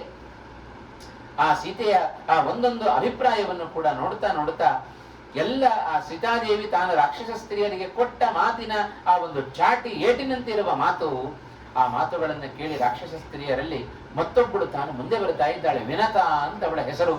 ಆ ವಿನತೆ ಬಂದು ಸೀತೆ ಒಂದಿಷ್ಟು ಉಪದೇಶ, ತಾನು ಒಬ್ಬಳೇ ಉಪದೇಶವನ್ನು ಕೊಡ್ಲಿಕ್ಕೆ ಬಂದಂತೆ. ಏನು ಉಪದೇಶ ಕೊಡ್ತಾ ಇದ್ದಾಳೆ? ಸೀತೆ ಪರ್ಯಾಪ್ತಮೇತಾವದ್ ಭರ್ತು ಸ್ನೇಹೋ ನಿದರ್ಶಿತ ಸೀತೆ ಸಾಕು ಮಾಡು, ಸಾಕು, ನಿನ್ನ ಪಾತಿವ್ರತ್ಯದ ಏನು ತೋರಿಸಿಕೊಂಡಿಲ್ಲ ಇಟ್ಟೋ ತನಕ ಆ ಪಾತಿವ್ರತ್ಯವನ್ನು ಇಲ್ಲಿಗೆ ನಿಲ್ಲಿಸಿಬಿಡು ಅಂತ. ಸಾಕು, ಇಷ್ಟಕ್ಕೆ ನೀನು ಬಹುಮಾನ ಕೊಡೋಣಂತೆ, ಸಾಕು, ಇಲ್ಲಿಗೆ ನಿನ್ನ ನಿಲ್ಲಿಸಿಬಿಡು. ಯಾಕೆ ಅಂದ್ರೆ ಎಲ್ಲಿಯೂ ಕೂಡ ಯಾವುದನ್ನು ಅತಿಯಾಗಿ ಮಾಡಬಾರದು. ಇದು ರಾಮಾಯಣದಲ್ಲಿ ಬಂದ ಮಾತಿದು. ಸರ್ವತ್ರ ಅತಿಕೃತಂ ಭದ್ರೇ ವ್ಯಸನಾಯ ಉಪಕಲ್ಪತೆ. ಎಲ್ಲವೂ ಕೂಡ ಏನಾದರೂ ಅತಿ ಆಯಿತು ಅಂತಾದರೆ ಅದು ದುಃಖಕ್ಕೆ ಕಾರಣವಾಗಿ ಬಿಡುತ್ತೆ. ಹಾಗಾಗಿ ಅತಿಯಾಗಿ ನಿನ್ನ ರಾಮನ ಮೇಲಿನ ಪ್ರೀತಿ ಅದು ನಿನ್ನ ದುಃಖಕ್ಕೆ, ಮಹಾ ದುಃಖಕ್ಕೆ ಕಾರಣ ಆಗಿಬಿಡುತ್ತೆ. ಮುಂದೊಂದು ದಿವಸ ಏನು ಮಾಡುತ್ತಾನೆ, ರಾವಣ ಬಂದು ನಿನ್ನನ್ನು ಕೊಂದು ಅವನ ಆಹಾರವನ್ನಾಗಿ ಮಾಡ್ಕೊಂಡ್ಬಿಡ್ತಾನೆ. ಹಾಗಾಗಿ ಅತಿಯಾದ ರಾಮನ ಮೇಲಿನ ಪ್ರೀತಿ ಒಳ್ಳೆಯದಲ್ಲ. ಅತಿ ಸರ್ವತ್ರ ವರ್ಜಯೇತ್ ಹೇಳ್ತಾರೆ. ಒಂದು ಕಡೆ ಸುಭಾಷಿತ ಹೇಳುತ್ತೆ, ಅತಿ ಸರ್ವತ್ರ ವರ್ಜಯೇತ್. ಎಲ್ಲಿಯೂ ಕೂಡ ಅತಿಯಾಗಿ ನಾವು ಮಾಡಬಾರದು, ಯಾವುದನ್ನು ಕೂಡ ಅತಿಯಾಗಿ ಮಾಡಬಾರದು ಜಗತ್ತಿನಲ್ಲಿ ಅಂತ. ಅದರ 3 ದೃಷ್ಟಾಂತ ಕೊಟ್ಟಿದ್ದು ಆ ಸುಭಾಷಿತ. ಅತಿ ರೂಪಾದ್ ಹೃತ ಸೀತಾ. ಸೀತೆಯನ್ನ ರಾವಣ ಅಪಹರಣ ಮಾಡಿದ. ಯಾಕೆ? ಸೀತೆಯನ್ನೇ ಯಾಕೆ ಅಪಹರಣ ಮಾಡಿದ? ಬೇರೆ ಯಾವ ಸ್ತ್ರೀಯರು ಲೋಕದಲ್ಲಿ ಇಲ್ಲೇನು? ಸೀತೆಯನ್ನೇ ಯಾಕೆ ಅಪಹರಣ ಮಾಡಿದ ಅಂದರೆ, ಶೂರ್ಪಣಕ್ಕೆ ಹೇಳಿದ್ದಲ್ಲ, ಸೀತೆ ತ್ರಿಲೋಕ ಸುಂದರಿಯಪ್ಪ ಅವಳು, ಅವಳಂತಹ ಸುಂದರಿ ಲೋಕದಲ್ಲಿ ಯಾರೂ ಇಲ್ಲ ಅಂತ ಅಂದ್ಬಿಟ್ಟು. ಅತ್ಯಂತ ರೂಪವತಿ ಆದ್ದರಿಂದಲೇ ಸೀತೆಯನ್ನ ರಾವಣ ಅಪಹರಣ ಮಾಡಿದ. ಸ್ವಲ್ಪ ಏನಾದರೂ ರೂಪದಲ್ಲಿ ಕಡಿಮೆ ಇದ್ದಿದ್ರೆ ಅವನೇನು ಮುಟ್ಲಿಕ್ಕೆ ಬರ್ತಾ ಇರಲಿಲ್ಲ ಅಂತ ರಾವಣ. ಹಾಗಾಗಿ ಅತಿರೂಪಾತ್ ಹೃತ ಸೀತಾ ಅತಿ ಗರ್ವಾತ್ ರಾವಣೋ ಹತಃ. ರಾವಣ ಸತ್ತಿದ್ದು ಕೂಡ ಯಾವುದಕ್ಕೋಸ್ಕರ? ಅತಿಯಾದ ಗರ್ವ, ಭಾರೀ ಅಹಂಕಾರ ಪಟ್ಟಿದ್ದವ ರಾವಣ. ಹಾಗಾಗಿ ರಾಮಚಂದ್ರನಿಂದ ಹತನಾದ. ಹಾಗೆ ಅತಿದಾನಾತ್ ಬಲಿರ್ಬದ್ಧ. ಬಲಿಯನ್ನು ಕೂಡ ಭಗವಂತ ಯಾಕೆ ನಿಗ್ರಹ ಮಾಡಿದ ಅಂದ್ರೆ ಅತಿಯಾದ ದಾನ ಮಾಡಿಬಿಟ್ಟ. ಏನ್ ಕೇಳ್ತೇವೆ ಕೊಡ್ತೇನೆ ಅಂತ ಅಂದುಬಿಟ್ಟ. ಸರ್ವಸ್ವವನ್ನು ಕಿತ್ಕೊಂಡ್ಬಿಟ್ಟ ಭಗವಂತ. ಪಾಪ ಶುಕ್ರಾಚಾರ್ಯ ಗುರುಗಳು ಹೇಳಿದರು, ಬಲಿ ಸರ್ವಸ್ವವನ್ನ ದಾನ ಮಾಡಿ ನೀನೇ ಬಲಿ ಆಗಬೇಡ, ಹುಷಾರಾಗಿರು ಅಂತ ಹೇಳಿದರು. ಆದರೆ ಕೇಳಲಿಲ್ಲ ಬಲಿ ಚಕ್ರವರ್ತಿ. ಭಾರಿ ನಿಷ್ಠೆ. ನ ಹ್ಯಸತ್ಯಾತ್ಪರೋ ಧರ್ಮ. ಬಲಿ ಚಕ್ರವರ್ತಿ ಹೇಳ್ತಾನೆ, ಇಲ್ಲ, ಈ ಬ್ರಹ್ಮಚಾರಿಗೆ ನಾನು ಮಾತು ಕೊಟ್ಟು ಬಿಟ್ಟಿದ್ದೇನೆ, ಅಸತ್ಯಕ್ಕಿಂತ ದೊಡ್ಡ ಅಧರ್ಮ ಮತ್ತೊಂದಿಲ್ಲ ಅಂತಂತೂ ಭಾಗವತ. ಹಾಗಿರ್ಬೇಕಾದ್ರೆ ನಾನು ಅಸತ್ಯ ಆಡೋದಿಲ್ಲ, ಸುಳ್ಳನ್ನು ಆಡೋದಿಲ್ಲ ನಾನು. ಹಾಗಾಗಿ ದಾನವನ್ನ ಕೊಟ್ಟು ಬಿಡ್ತೇನೆ ಅಂತ 3 ಹೆಜ್ಜೆ ಭೂಮಿಯನ್ನ ಕೊಟ್ಟ. ಅತಿಯಾಗಿ ದಾನ ಮಾಡಿದ ಬಲಿ, ತಾನು ಬದ್ಧನಾದ. ಆದ್ರಿಂದ ಅತಿ ಸರ್ವತ್ರ ವರ್ಜಯೇ. ಎಲ್ಲಿಯೂ ಕೂಡ ಅತಿಯಾಗಿ ಮಾಡಬಾರದು. ಅತಿಯಾಗಿ ನಿದ್ರೆ ಮಾಡಿದ್ರೆ ಏನಾಗುತ್ತೆ? ಅತಿಯಾಗಿ ತಿಂದರೆ ಏನಾಗುತ್ತೆ? ಎಲ್ಲವೂ ಬಾಧಕವೇ. ಹಾಗಾಗಿ ಅತಿಯಾಗಿ ಯಾವುದನ್ನು ಕೂಡ ಮಾಡಬಾರದು. ಇದೇ ಮಾತನ್ನ ಆ ವಿನತ ಅನ್ನುವ ರಾಕ್ಷಸ ಸ್ತ್ರೀ ಸೀತೆಗೆ ಹೇಳ್ತಾ ಇದ್ದಾಳೆ, ಅತಿ ಮಾಡಬೇಡಮ್ಮ. ಆ ಅತಿಯಾಗಿ ನೀನು ರಾಮನ ಮೇಲೆ ಪ್ರೀತಿಯನ್ನು ತೋರಿಸಿದರೆ ಅದೇ ನಿನಗೆ ದುಃಖಕ್ಕೆ ಕಾರಣ ಆಗಿಬಿಡುತ್ತೆ. ಇದೇ ಮಾತನ್ನ ಲಕ್ಷ್ಮಣನು ಹೇಳಿದ ಶ್ರೀರಾಮಚಂದ್ರನಿಗೆ. ಭಾರಿ ದುಃಖ ಪಡ್ತಾ ಇದ್ದಾನೆ ರಾಮಚಂದ್ರ, ಗೊಳೋ ಅಂತ ಅಳ್ತಾ ಇದ್ದಾನೆ. ಹೆಂಡತಿ ಹೋಗ್ಬಿಟ್ಲು, ಹೆಂಡತಿಯನ್ನು ಅಪಹರಣ ಆಗಿ ಹೋಯಿತು. ಆಗ ಲಕ್ಷ್ಮಣನು ಇದೇ ಮಾತು ಹೇಳಿದ, ಇಷ್ಟು ಮೋಹ ಇಟ್ಕೊಳ್ಬೇಡಪ್ಪ, ನಿನ್ನ ದುಃಖಕ್ಕೆ ಆ ಸೀತೆಯ ಮೇಲಿನ ಮೋಹವೇ ಕಾರಣ. ಮೋಹವನ್ನು ಬಿಟ್ಟುಬಿಡು, ಮುಂದೇನು ಮಾಡಬೇಕು ಅದನ್ನು ಆಲೋಚನೆ ಮಾಡು. ನಾವು ಹೀಗೇ ಮಾಡ್ತಾ ಇರ್ತೇವೆ ಅಲ್ವಾ? ಅತಿಯಾಗಿ ದುಃಖ ಪಡೋದು, ಅತಿಯಾಗಿ ಆನಂದ ಪಡೋದು, ಎರಡನ್ನೂ ವರ್ಜನೆ ಮಾಡಬೇಕು ಅಂತ ಹೇಳ್ತಾರೆ. ಯಾರೋ ಮೃತರಾದ್ರಪ್ಪ ಮನೆಯಲ್ಲಿ, ಅತಿಯಾಗಿ ಮೃತರಾದ್ರು ಅಂತ ಅತಿಯಾಗಿ ದುಃಖ ಪಡಬೇಡ. ಸಾವು ಎಲ್ಲರಿಗೂ ಸಹಜ ಅಲ್ಲೇ. ನಾವು ಹೇಳೋದುಂಟಲ್ಲ, ಸಹಜವಾಗಿ ಎಲ್ಲರೂ ಒಂದು ರೈಲಿನಲ್ಲಿ ಪ್ರಯಾಣ ಮಾಡ್ತಾ ಇರುತ್ತೇವೆ. ಒಬ್ಬೊಬ್ಬರು ಒಂದೊಂದು ಅವರವರ ಸ್ಟೇಷನ್ ಬಂದಾಗ ಹಿಡ್ಕೊಂಡು ಹೋಗ್ತಾರಷ್ಟೇ. ಹಾಗಿರ್ಬೇಕಾದ್ರೆ ದುಃಖ ಯಾಕೆ ಬಿಡುತ್ತಿ? ಹಾಗಾಗಿ ಅಭಿಮಾನ ಯಾಕೆ ದುಃಖಕ್ಕೆ ಕಾರಣ? ಅಭಿಮಾನವೇ ಅದಕ್ಕೆ ಪ್ರಧಾನವಾದ ಕಾರಣ. ಆ ಅಭಿಮಾನ ಮೋಹ ಅದು ಹೋಯಿತು ಅಂತಾದರೆ ನಮಗೆ ದುಃಖಕ್ಕೆ ಅವಕಾಶ ಇಲ್ಲ. ಹಾಗಾಗಿ ಮೋಹ ಇರಬೇಕು, ನಮ್ಮವರು ಅನ್ನುವ ಅಭಿಮಾನ ಇರಲಿ, ಆದರೆ ಆ ದುಃಖಕ್ಕೆ ಕಾರಣವಾಗುವಷ್ಟು ಅಭಿಮಾನ ಮೋಹ ಅದು ಸರ್ವಥಾ ಬೇಡ ಅಂತ ಹೇಳ್ತಾರೆ. ಹಾಗಾಗಿ ಕೃಷ್ಣ ಅರ್ಜುನನಿಗೆ ಇದೇ ಉಪದೇಶವನ್ನ ಕೊಟ್ಟದ್ದು. ಭಗವದ್ಗೀತೆಯನ್ನು ಉಪದೇಶ ಕೊಟ್ಟ ಕೃಷ್ಣ ಪರಮಾತ್ಮ. ಮೋಹದಿಂದಾಗಿ ಶಸ್ತ್ರವನ್ನ ಕೈಚೆಲ್ಲಿ ಕೂತ ಅರ್ಜುನ ಯುದ್ಧ ಮಾಡೋದಿಲ್ಲ. ಎದುರುಗಡೆ ದ್ರೋಣಾಚಾರ್ಯರು, ಭೀಷ್ಮಾಚಾರ್ಯರು, ಎಲ್ಲ ನನ್ನ ಅಣ್ಣ ತಮ್ಮಂದಿರು ಎಲ್ಲರೂ ಇದ್ದಾರೆ. ನಾನು ಅವರ ಮೇಲೆ ಬಾಣ ಪ್ರಯೋಗ ಮಾಡೋದಿಲ್ಲ, ಅವರನ್ನು ಸಂಹಾರ ಮಾಡೋದಿಲ್ಲ. ಕೈಚೆಲ್ಲಿ ಕೂತ ಗೀತೆಯನ್ನು ಉಪದೇಶ ಕೊಟ್ಟ. ಗೀತೆಯನ್ನು ಉಪದೇಶ ಕೊಟ್ಟು ಮೋಹವನ್ನೆಲ್ಲ ಬಿಡು, ಅಭಿಮಾನ ತ್ಯಾಗ ಮಾಡು, ಯುದ್ಧ ಮಾಡು. ಆಯಿತು ಅಂತ ಯುದ್ಧ ಶುರು ಮಾಡಿದ ಅರ್ಜುನ. ಯುದ್ಧ ಶುರು ಮಾಡಿ ಸ್ವಲ್ಪ ದಿವಸಕ್ಕೇನೆ ಚಕ್ರವ್ಯೂಹದಲ್ಲಿ ಸಿಲುಕಿ ಅಭಿಮನ್ಯು ಸತ್ತು ಹೋದ. ಅರ್ಜುನ ಬಂದು ಕೂಡ್ತಾ ಇದ್ದಾನೆ. ಅಭಿಮನ್ಯುವಿನ ಪಕ್ಕದಲ್ಲಿ ಕೂತು ಮಗ ಸತ್ನಲ್ಲ ಅಂತ ಗೊಳೋ ಅಂತ ಅಳ್ಳಿಕ್ಕೆ ಶುರು ಮಾಡಿ. ಪಕ್ಕದಲ್ಲಿ ಕೃಷ್ಣ ಬಂದ. ಕೃಷ್ಣನೂ ಅಳ್ಳಿಕ್ಕೆ ಶುರು ಮಾಡಿದ್ನು. ಅರ್ಜುನನಿಗೆ ಬಹಳ ಸಂತೋಷ ಆಯಿತು. ಎಂಥ ಸ್ನೇಹಿತ ಅಪ್ಪ ಕೃಷ್ಣ. ಸ್ನೇಹಿತ ಅಂದ್ರೆ ಹೀಗಿರ್ಬೇಕು. ನಾನೇನೋ ಮಗ ಸತ್ತ ಅಂತ ಹೇಳ್ತಾ ಇದ್ದಾನೆ, ಕೃಷ್ಣ ಯಾಕೆ ಹೇಳ್ತಾ ಇದ್ದಾನೆ? ಕುತೂಹಲ ತಡ್ಕೊಳ್ಳಿಕ್ಕಾಗಲಿಲ್ಲ ಅರ್ಜುನನಿಗೆ. ಕೇಳಿಯೇ ಬಿಟ್ಟ, ಕೃಷ್ಣ ನೀನ್ ಯಾಕೆ ಹೇಳ್ತಾ ಇದ್ದಿ ಅಂತ ಕೇಳಿದ್ರೆ ಕೃಷ್ಣ ಹೇಳ್ತಾನೆ, ನೀನ್ ಹೇಳ್ತಾ ಇದ್ದಿಲ್ಲ ನಾನು ಹೇಳ್ತಾ ಇದ್ದೀನಿ ಅಂತಂದಂತೆ ಕೃಷ್ಣ. ಇಷ್ಟೆಲ್ಲ ಗೀತೆ ಉಪದೇಶ ಕೊಟ್ಟು ಅಭಿಮಾನ ಬಿಡು ಮೋಹ ಬಿಡು ಅಂತ ಹೇಳಿದ್ರು, ಮಗ ಸತ್ತ ಅಂತ ಹೇಳ್ತಾ ಕೂತಿದ್ದೆಲ್ಲ ಇನ್ನೇನ್ ಮಾಡಬೇಕು ಅಂತ ಹಣೆ ಜಜ್ಜಿಕೊಂಡ ಕೃಷ್ಣ ಪರಮಾತ್ಮ ಅಂತ. ಹಾಗಾಗಿ ಅಷ್ಟು ಸುಲಭವಾಗಿ ನಮ್ಮಿಂದ ಮೋಹ ಹೋಗೋದಿಲ್ಲ, ಅಭಿಮಾನ ಹೋಗೋದಿಲ್ಲ. ಸಾಕ್ಷಾತ್ ಕೃಷ್ಣನಿಂದ ಗೀತೆಯನ್ನು ಉಪದೇಶ ಪಡೆದರೂ ಅರ್ಜುನನಿಗೆ ಮೋಹ ಹೋಗಲಿಲ್ಲ, ಇನ್ನು ನಮ್ಮಂಥವರ ಪಾಡೇನು?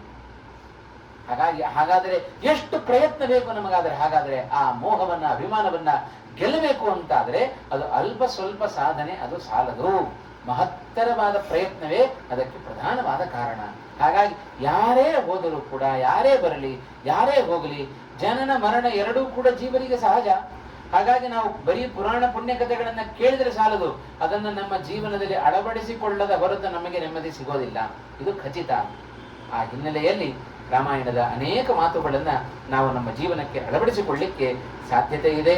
ಹಾಗಾಗಿ ಇಷ್ಟು ಉಪದೇಶವನ್ನ ಕೊಟ್ಟರೂ ಕೂಡ ಆ ಸೀತೆ ಮಾತ್ರ ಯಾವ ಕಾರಣಕ್ಕೂ ಬದಲಾಗಲಿಲ್ಲ. ಸೀತಾದೇವಿ ಎಲ್ಲ ಉಪದೇಶವನ್ನ ಕೊಟ್ಟರು, ಸೀತೆ ಮಾತ್ರ ತಟಸ್ಥಳಾಗಿ ರಾಮ ರಾಮ ರಾಮ ಅಂತ ರಾಮನ ಧ್ಯಾನದಲ್ಲಿ ತೊಡಗಿದ್ದಾಳೆ. ಉಪದೇಶ ಕೊಡುವಷ್ಟು ಕೊಟ್ಟರು, ಎಲ್ಲರಿಗೂ ನಿದ್ರೆ ಬಂತು, ನಿದ್ರೆ ಮಾಡಿದರು ರಾಕ್ಷಸ ಸ್ತ್ರೀಯರೆಲ್ಲರೂ. ಪಾಪ ಸೀತಾದೇವಿ ಒಬ್ಬಳೆ ಏನು ಮಾಡಬೇಕು? ಯಾರು ತನ್ನವರು ಅಂತಿಲ್ಲ. ರಾಮ ಒಬ್ಬನೇ, ರಾಮನ ಸ್ಮರಣೆ ಒಂದೇ ಸೀತೆಯನ್ನ ಕಾಪಾಡ್ತಾ ಇದೆ.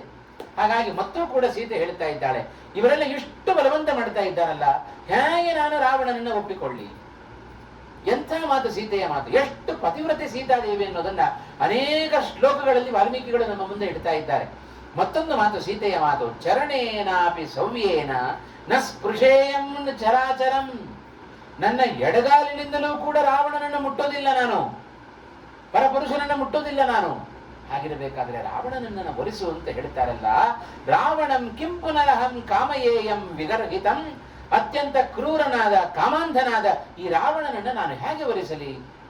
ಎಡಗಾಲಿನಿಂದಲೂ ಕೂಡ ಸ್ಪರ್ಶವನ್ನೂ ಮಾಡೋದಿಲ್ಲ ಮತ್ತೊಬ್ಬರ ಪುರುಷನನ್ನ, ಅಂಥದ್ರಲ್ಲಿ ಈ ರಾವಣನನ್ನ ಹೇಗೆ ಒಲಿಸೋದು ಅಂತ ಸೀತೆ ತಾನು ಮತ್ತು ಮತ್ತು ದುಃಖ ಪಡ್ತಾ ಇದ್ದಾಳೆ. ಈ ದುಃಖಕ್ಕೆಲ್ಲ ಕಾರಣ ಶ್ರೀಮದ್ ಆಚಾರ್ಯರು ಕೊಟ್ಟ ನಿರ್ಣಯ, ತಸ್ಯ ಚೇಷ್ಟಾನುಸಾರೇಣ ಕೃತ್ವಾ ಚೇಷ್ಟಾಶ್ಚ ಸಂವಿಧಂ. ಯಾಕೆ ಈ ದುಃಖ? ಎಲ್ಲಿ ಹೋಗಿದ್ದಾನೆ ಶ್ರೀರಾಮಚಂದ್ರ? ಎಲ್ಲೂ ಹೋಗಿಲ್ಲಲ್ಲ. ಶ್ರೀರಾಮಚಂದ್ರನ ಸನಿಹದಲ್ಲೇ ಸೀತಾದೇವಿ ಇದ್ದಾಳೆ, ಸೀತೆಯ ಪಕ್ಕದಲ್ಲಿಯೇ ಶ್ರೀರಾಮಚಂದ್ರ ಇದ್ದಾನೆ, ಆದರೂ ಪರಸ್ಪರ ದುಃಖ ಪಡ್ತಾ ಇದ್ದಾನೆ. ರಾಮಚಂದ್ರನು ಅಳುತ್ತಾ ಇದ್ದಾನೆ, ಸೀತೆ ಕಳೆದು ಹೋಗಿದ್ದಾಳೆ ಅಂತ ಹೇಳಿ ರಾಮಚಂದ್ರ ದೂರ ಆಗಿದ್ದಾನೆ ಅಂತ ಇಲ್ಲಿ ಸೀತೆಯು ಕಣ್ಣೀರಿಡುತ್ತಾ ಇದ್ದಾಳೆ. ಸೀತೆ ಕಣ್ಣೀರಿಡೋದಕ್ಕೆ ಕಾರಣ ಆ ರಾಮಚಂದ್ರನ ಆ ಇಚ್ಛಾನುಸಾರವಾಗಿ, ರಾಮನ ನಟನೆಗನುಗುಣವಾಗಿ ಸೀತಾದೇವಿ ಕೂಡ ಹಾಗೇ ನಡೆದುಕೊಳ್ಳುತ್ತಾ ಇದ್ದಾಳೆ. ಇದು ಶ್ರೀಮದ್ ಆಚಾರ್ಯರು ಕೊಟ್ಟ ಉತ್ತಮವಾದ ನಿರ್ಣಯ ಇದು. ಹಾಗೆ ಸೀತಾದೇವಿ ಅನೇಕ ರೀತಿಯಾಗಿರತಕ್ಕಂಥ ಆ ವಿಲಾಪವನ್ನ ಪಡ್ತಾ ಇದ್ದಾಳೆ. ಅಷ್ಟರ ಒಳಗೆ ಎಲ್ಲ ರಾಕ್ಷಸ ಸ್ತ್ರೀಯರು ಇದ್ದಕ್ಕಿದ್ದ ಹಾಗೆ ಬೇರೆ ಹೇಳ್ತಾ ಇದ್ದಾರೆ. ಎಬ್ಬಿಸಿದ್ದು ಯಾರು? ಆ ರಾಕ್ಷಸ ಸ್ತ್ರೀಯರ ಮಧ್ಯದಲ್ಲಿ ಒಬ್ಬಳು ತ್ರಿಜಟ ಅಂತ ಒಬ್ಬಳು ರಾಕ್ಷಸಿ ಇದ್ದಾಳೆ. ಆ ತ್ರಿಜಟ ಸ್ವಪ್ನ ವೃತ್ತ ಅಂತ. ತ್ರಿಜಟೆ ಪಾಪ ರಾಕ್ಷಸ ಸ್ತ್ರೀ ಆದರೂ ಕೂಡ ಅವಳು ಸತ್ ಸ್ತ್ರೀಯವಳು. ಹಾಗಾಗಿ ರಾಮನ ಬಗ್ಗೆ, ಸೀತೆಯ ಬಗ್ಗೆ ಕಳಕಳಿಯನ್ನು ಹೊಂದಿರತಕ್ಕಂಥ ವ್ಯಕ್ತಿ. ಹಾಗಾಗಿ ಆ ತ್ರಿಜಟ ಅನ್ನುವ ಸ್ತ್ರೀ ಎಲ್ಲ ರಾಕ್ಷಸ ಸ್ತ್ರೀಯರನ್ನ ಮೇಲೆ ಎಬ್ಬಿಸ್ತಾ ಇದ್ದಾಳೆ.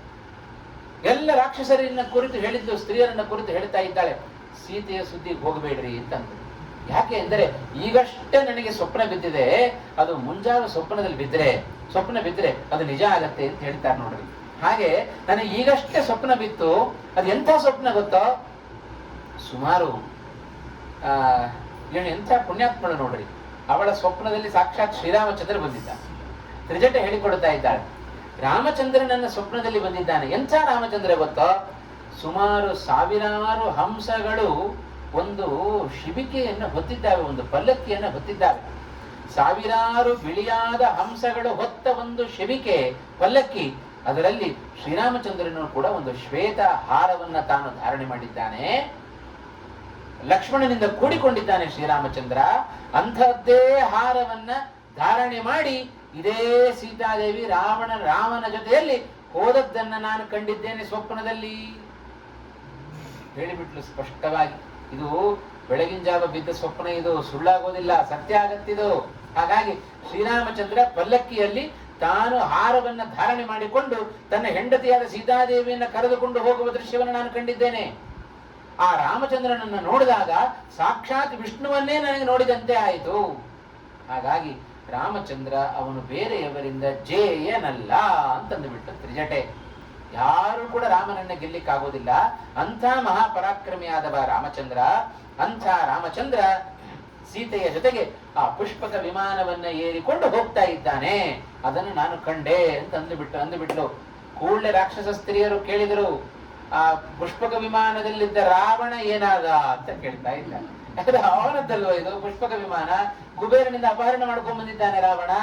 ಏನಾದ ರಾವಣ ಅಂತ ಕೇಳಿದ್ದು. ಅದು ಸ್ವಪ್ನ ಬಿತ್ತು ಅಂತ ಹೇಳ್ತಾ ಇದ್ದ ತ್ರಿಜಟೆ. ರಾಮಚಂದ್ರ ಪುಷ್ಪಕ ವಿಮಾನದಲ್ಲಿ ಸೀತೆಯ ಜೊತೆಗೆ ಅಯೋಧ್ಯೆಯ ಕಡೆಗೆ ಹೊರಟರೆ ರಾವಣ ಆ ವಿಮಾನದಿಂದ ಕೆಳಗಡೆ ಬಿದ್ದ ದೃಶ್ಯವನ್ನು ನಾನು ಕಂಡಿದ್ದೇನೆ. ಅಟ್ಟೆ ಕಾಣಲಿಲ್ಲ, ಅವನ ತಲೆಯೆಲ್ಲ ಮುಂಡನ ಮಾಡಿಸಿಕೊಂಡಿದ್ದಾನೆ. ಕತ್ತೆಯ ಮೇಲೆ ಕೂತುಕೊಂಡು ಹೋಗುವ ದೃಶ್ಯವನ್ನು ನಾನು ಕಂಡುಬಿಟ್ಟೆ ಅಂತಂದು. ಇಲ್ಲ, ಕೃಷ್ಣ ಗರುಡ ಪುರಾಣದಲ್ಲಿ ಹೇಳ್ತಾನೆ, ಹೀಗೆ ಕತ್ತೆ ಮೇಲೆ ಪ್ರಯಾಣ ಮಾಡುವ ಕನಸು ಏನಾದ್ರೂ ಬಿತ್ತು ಅಂದ್ರೆ ಮರಣ ಸಮೀಪಿಸಿದೆ ಅಂತ ಅರ್ಥ. ಹಾಗಾಗಿ ರಾವಣ ಕತ್ತೆ ಮೇಲೆ ಕೂತ್ಕೊಂಡು ಹೋಗೋ ದೃಶ್ಯ ನನ್ನ ಕಣ್ಣಿಗೆ ಬಿದ್ದಿದೆ ಅಂದ್ರೆ ರಾವಣನ ಮೃತ್ಯು ಸನಿಹದಲ್ಲಿದೆ ಅಂತ ಅರ್ಥ. ಹಾಗಾಗಿ ಏನ್ ಅರ್ಥ ಮಾಡಿಕೊಳ್ಬೇಕು? ಸಂಪತ್ತೆಲ್ಲವೂ ಸೀತೆಗೆ, ಮರಣ ಅದು ರಾವಣನಿಗೆ. ಇಷ್ಟು ತ್ರಿಜಟೆ ಆ ತನಗೆ ಬಿದ್ದ ಸ್ವಪ್ನ ವೃತ್ತಾಂತವನ್ನ ವಾಲ್ಮೀಕಿಗಳು ಬಹಳ ದೊಡ್ಡ ಘಟ್ಟದಲ್ಲಿ ಹೇಳಿದ್ದಾರೆ. ಅದನ್ನು ಸಂಕ್ಷೇಪವಾಗಿ ನಾವು ನೋಡಿದ್ದೇವೆ. ಆ ತ್ರಿಜಟ ಸ್ವಪ್ನ ವೃತ್ತ ಅಂತ ಎಲ್ಲ ರಾಕ್ಷಸ ಸ್ತ್ರೀಯರಿಗೆ ಹೇಳಿದರು. ಯಾರು ಕೂಡ ಸೀತಾದೇವಿಯ ತಂಟೆ ಹೋಗಬೇಡ್ರಿ ಇನ್ನು ಮೇಲೆ ಅಂತಂದ್ಬಿಟ್ಟು. ರಾವಣ ಬಂದು ಹೇಳ್ಬೋದು, ಅವನ ಎದುರಿಗೆ ಸುಮ್ಮನೆ ನಾಟಕ ಮಾಡೋಣ, ಅವನು ಹೋದ್ಮೇಲೆ ಮತ್ತೆ ನಮ್ಮ ಪಾಡಿ ನಾವು ಇದ್ದು ಬಿಡೋಣ ಅಂತಂದ. ಹಾಗಾಗಿಯೇ ಮುಂದೆ ಎಲ್ಲ ಯುದ್ಧ ಮುಗಿದ ಮೇಲೆ ಹನುಮಂತ ಬರ್ತಾನೆ. ರಾವಣ ಸತ್ತ ಮೇಲೆ ಹನುಮಂತ ಓಡಿ ಬರ್ತಾನೆ ಸೀತಾದೇವಿಯ ಬಳಿಯಲ್ಲಿ. ಅಮ್ಮ, ರಾವಣ ಸತ್ತು ಹೋದ, ಇನ್ನು ಕೆಲವೇ ಕ್ಷಣಗಳಲ್ಲಿ ಶ್ರೀರಾಮಚಂದ್ರ ಬರ್ತಾನೆ ನಿನ್ನ ಬಳಿಗೆ. ಸುದ್ದಿಯನ್ನ ಮುಟ್ಟಿಸಿದ, ಬಹಳ ಸಂತೋಷ ಆಯಿತು.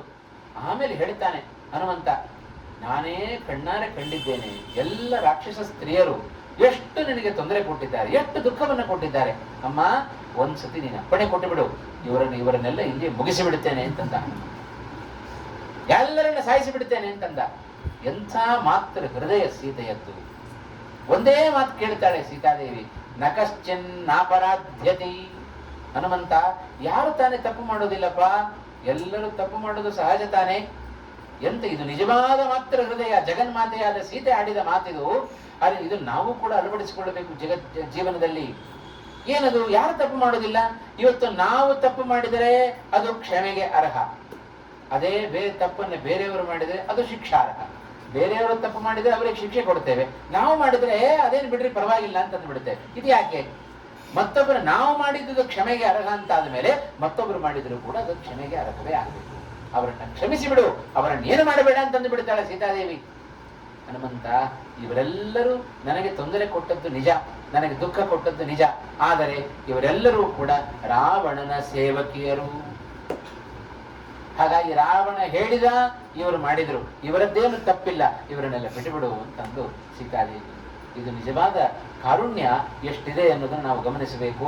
ಇವತ್ತು ನಮ್ಮ ಸ್ವಭಾವ ಹಾಗೂ, ಯಾರಾದ್ರೂ ಸುಮ್ಮನೆ ಅಕಸ್ಮಾತ್ತಾಗಿ ನಮಗೆ ಕಾಲನ್ನ ತಾಗಿಸಿಕೊಂಡು ಹೋದರೆ ಮುಂದೊಂದು ದಿವಸ ಜಾಡಿಸಿ ಒದೆಯುವವರೆಗೆ ಅವ್ರಿಗೆ ಸಮಾಧಾನ ಆಗುದಿಲ್ಲ.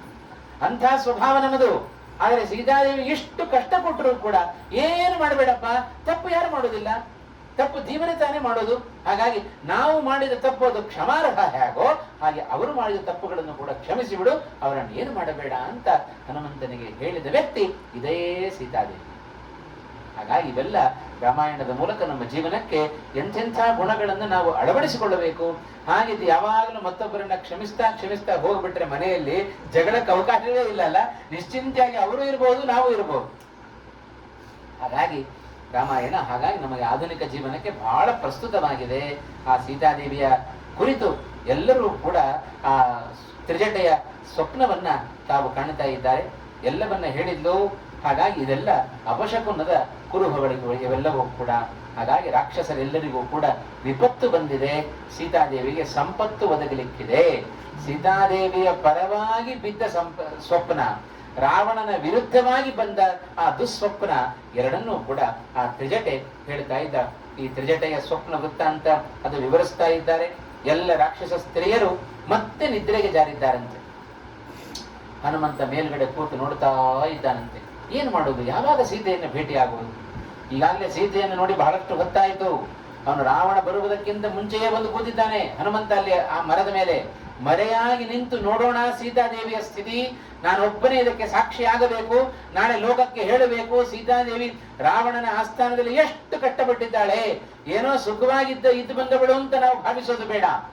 ಮುಂದೆ ಆದರೂ ಮುಂದೆ ಅಯೋಧ್ಯ ಪಟ್ಟಣದಲ್ಲಿ ಇಂಥದ್ದೇ ಅಪಪ್ರಚಾರಕ್ಕೆ ಒಳಗಾಗಿ ಸೀತಾದೇವಿಯನ್ನ ತ್ಯಾಗ ಮಾಡಿದ, ಪರಿತ್ಯಾಗ ಮಾಡಿದ ಶ್ರೀರಾಮಚಂದ್ರ.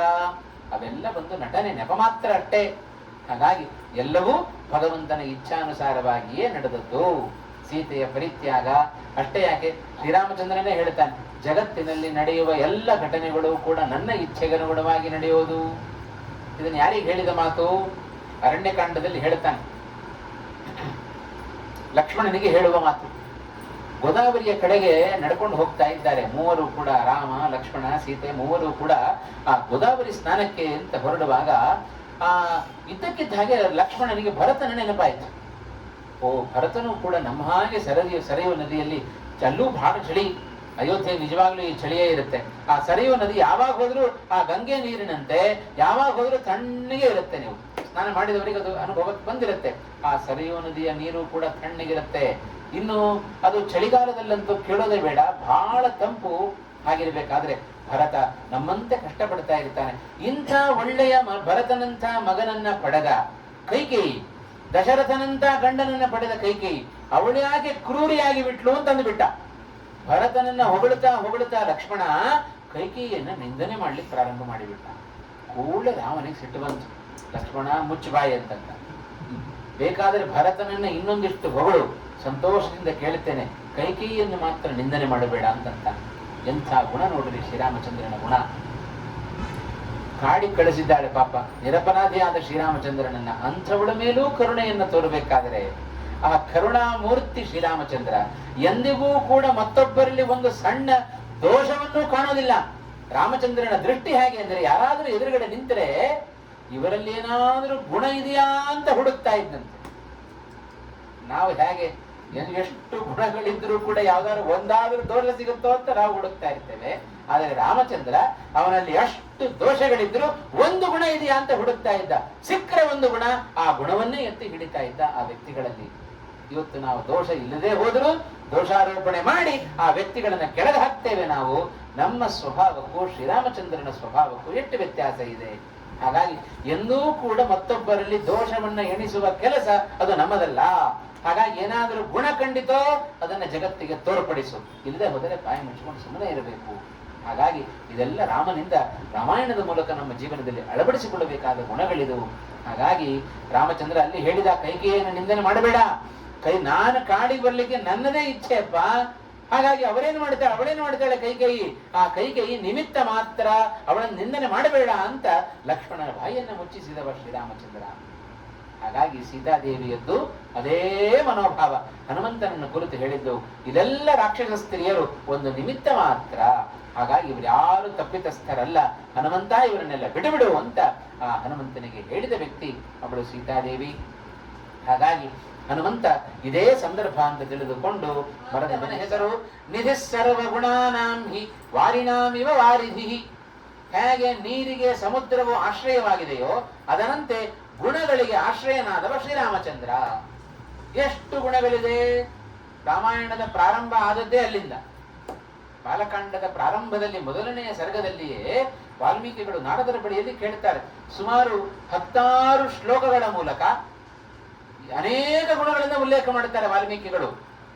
ಗುಣವುಳ್ಳವ, ರೂಪವುಳ್ಳವ, ಔದಾರ್ಯವುಳ್ಳವ, ಕಾರುಣ್ಯ ಉಳ್ಳವ, ವಾತ್ಸಲ್ಯವುಳ್ಳವ, ಇಷ್ಟೆಲ್ಲ ಜ್ಞಾನವುಳ್ಳವ ನಾರದರೇ ಯಾರಿದ್ದಾರೆ ಲೋಕದಲ್ಲಿ? ನಾರದರು ಹೇಳುತ್ತಾರೆ, ಒಂದೊಂದು ಗುಣ ಇರುವ ವ್ಯಕ್ತಿಗಳನ್ನು ಹುಡುಕೋದು ಕಷ್ಟ ಲೋಕದಲ್ಲಿ, ಎಲ್ಲ ಗುಣಗಳನ್ನು ಇರುವ ವ್ಯಕ್ತಿಯನ್ನು ಎಲ್ಲಿಂದ ತರೋಣ ಅಂತಂದ್ರು. ಆದರೂ ಒಬ್ಬ ಇದ್ದಾನೆ, ಅವನೇ ಶ್ರೀರಾಮಚಂದ್ರ ಅಂತಂದ್ರು ನಾರದರು. ಹಾಗಾಗಿ ಅನಂತ ಗುಣಗಳಿಂದ ಕೂಡಿದವ ಭಗವಂತ, ಅನಂತ ಗುಣ ಪರಿಪೂರ್ಣನಾಗಿದ್ದಾನೆ.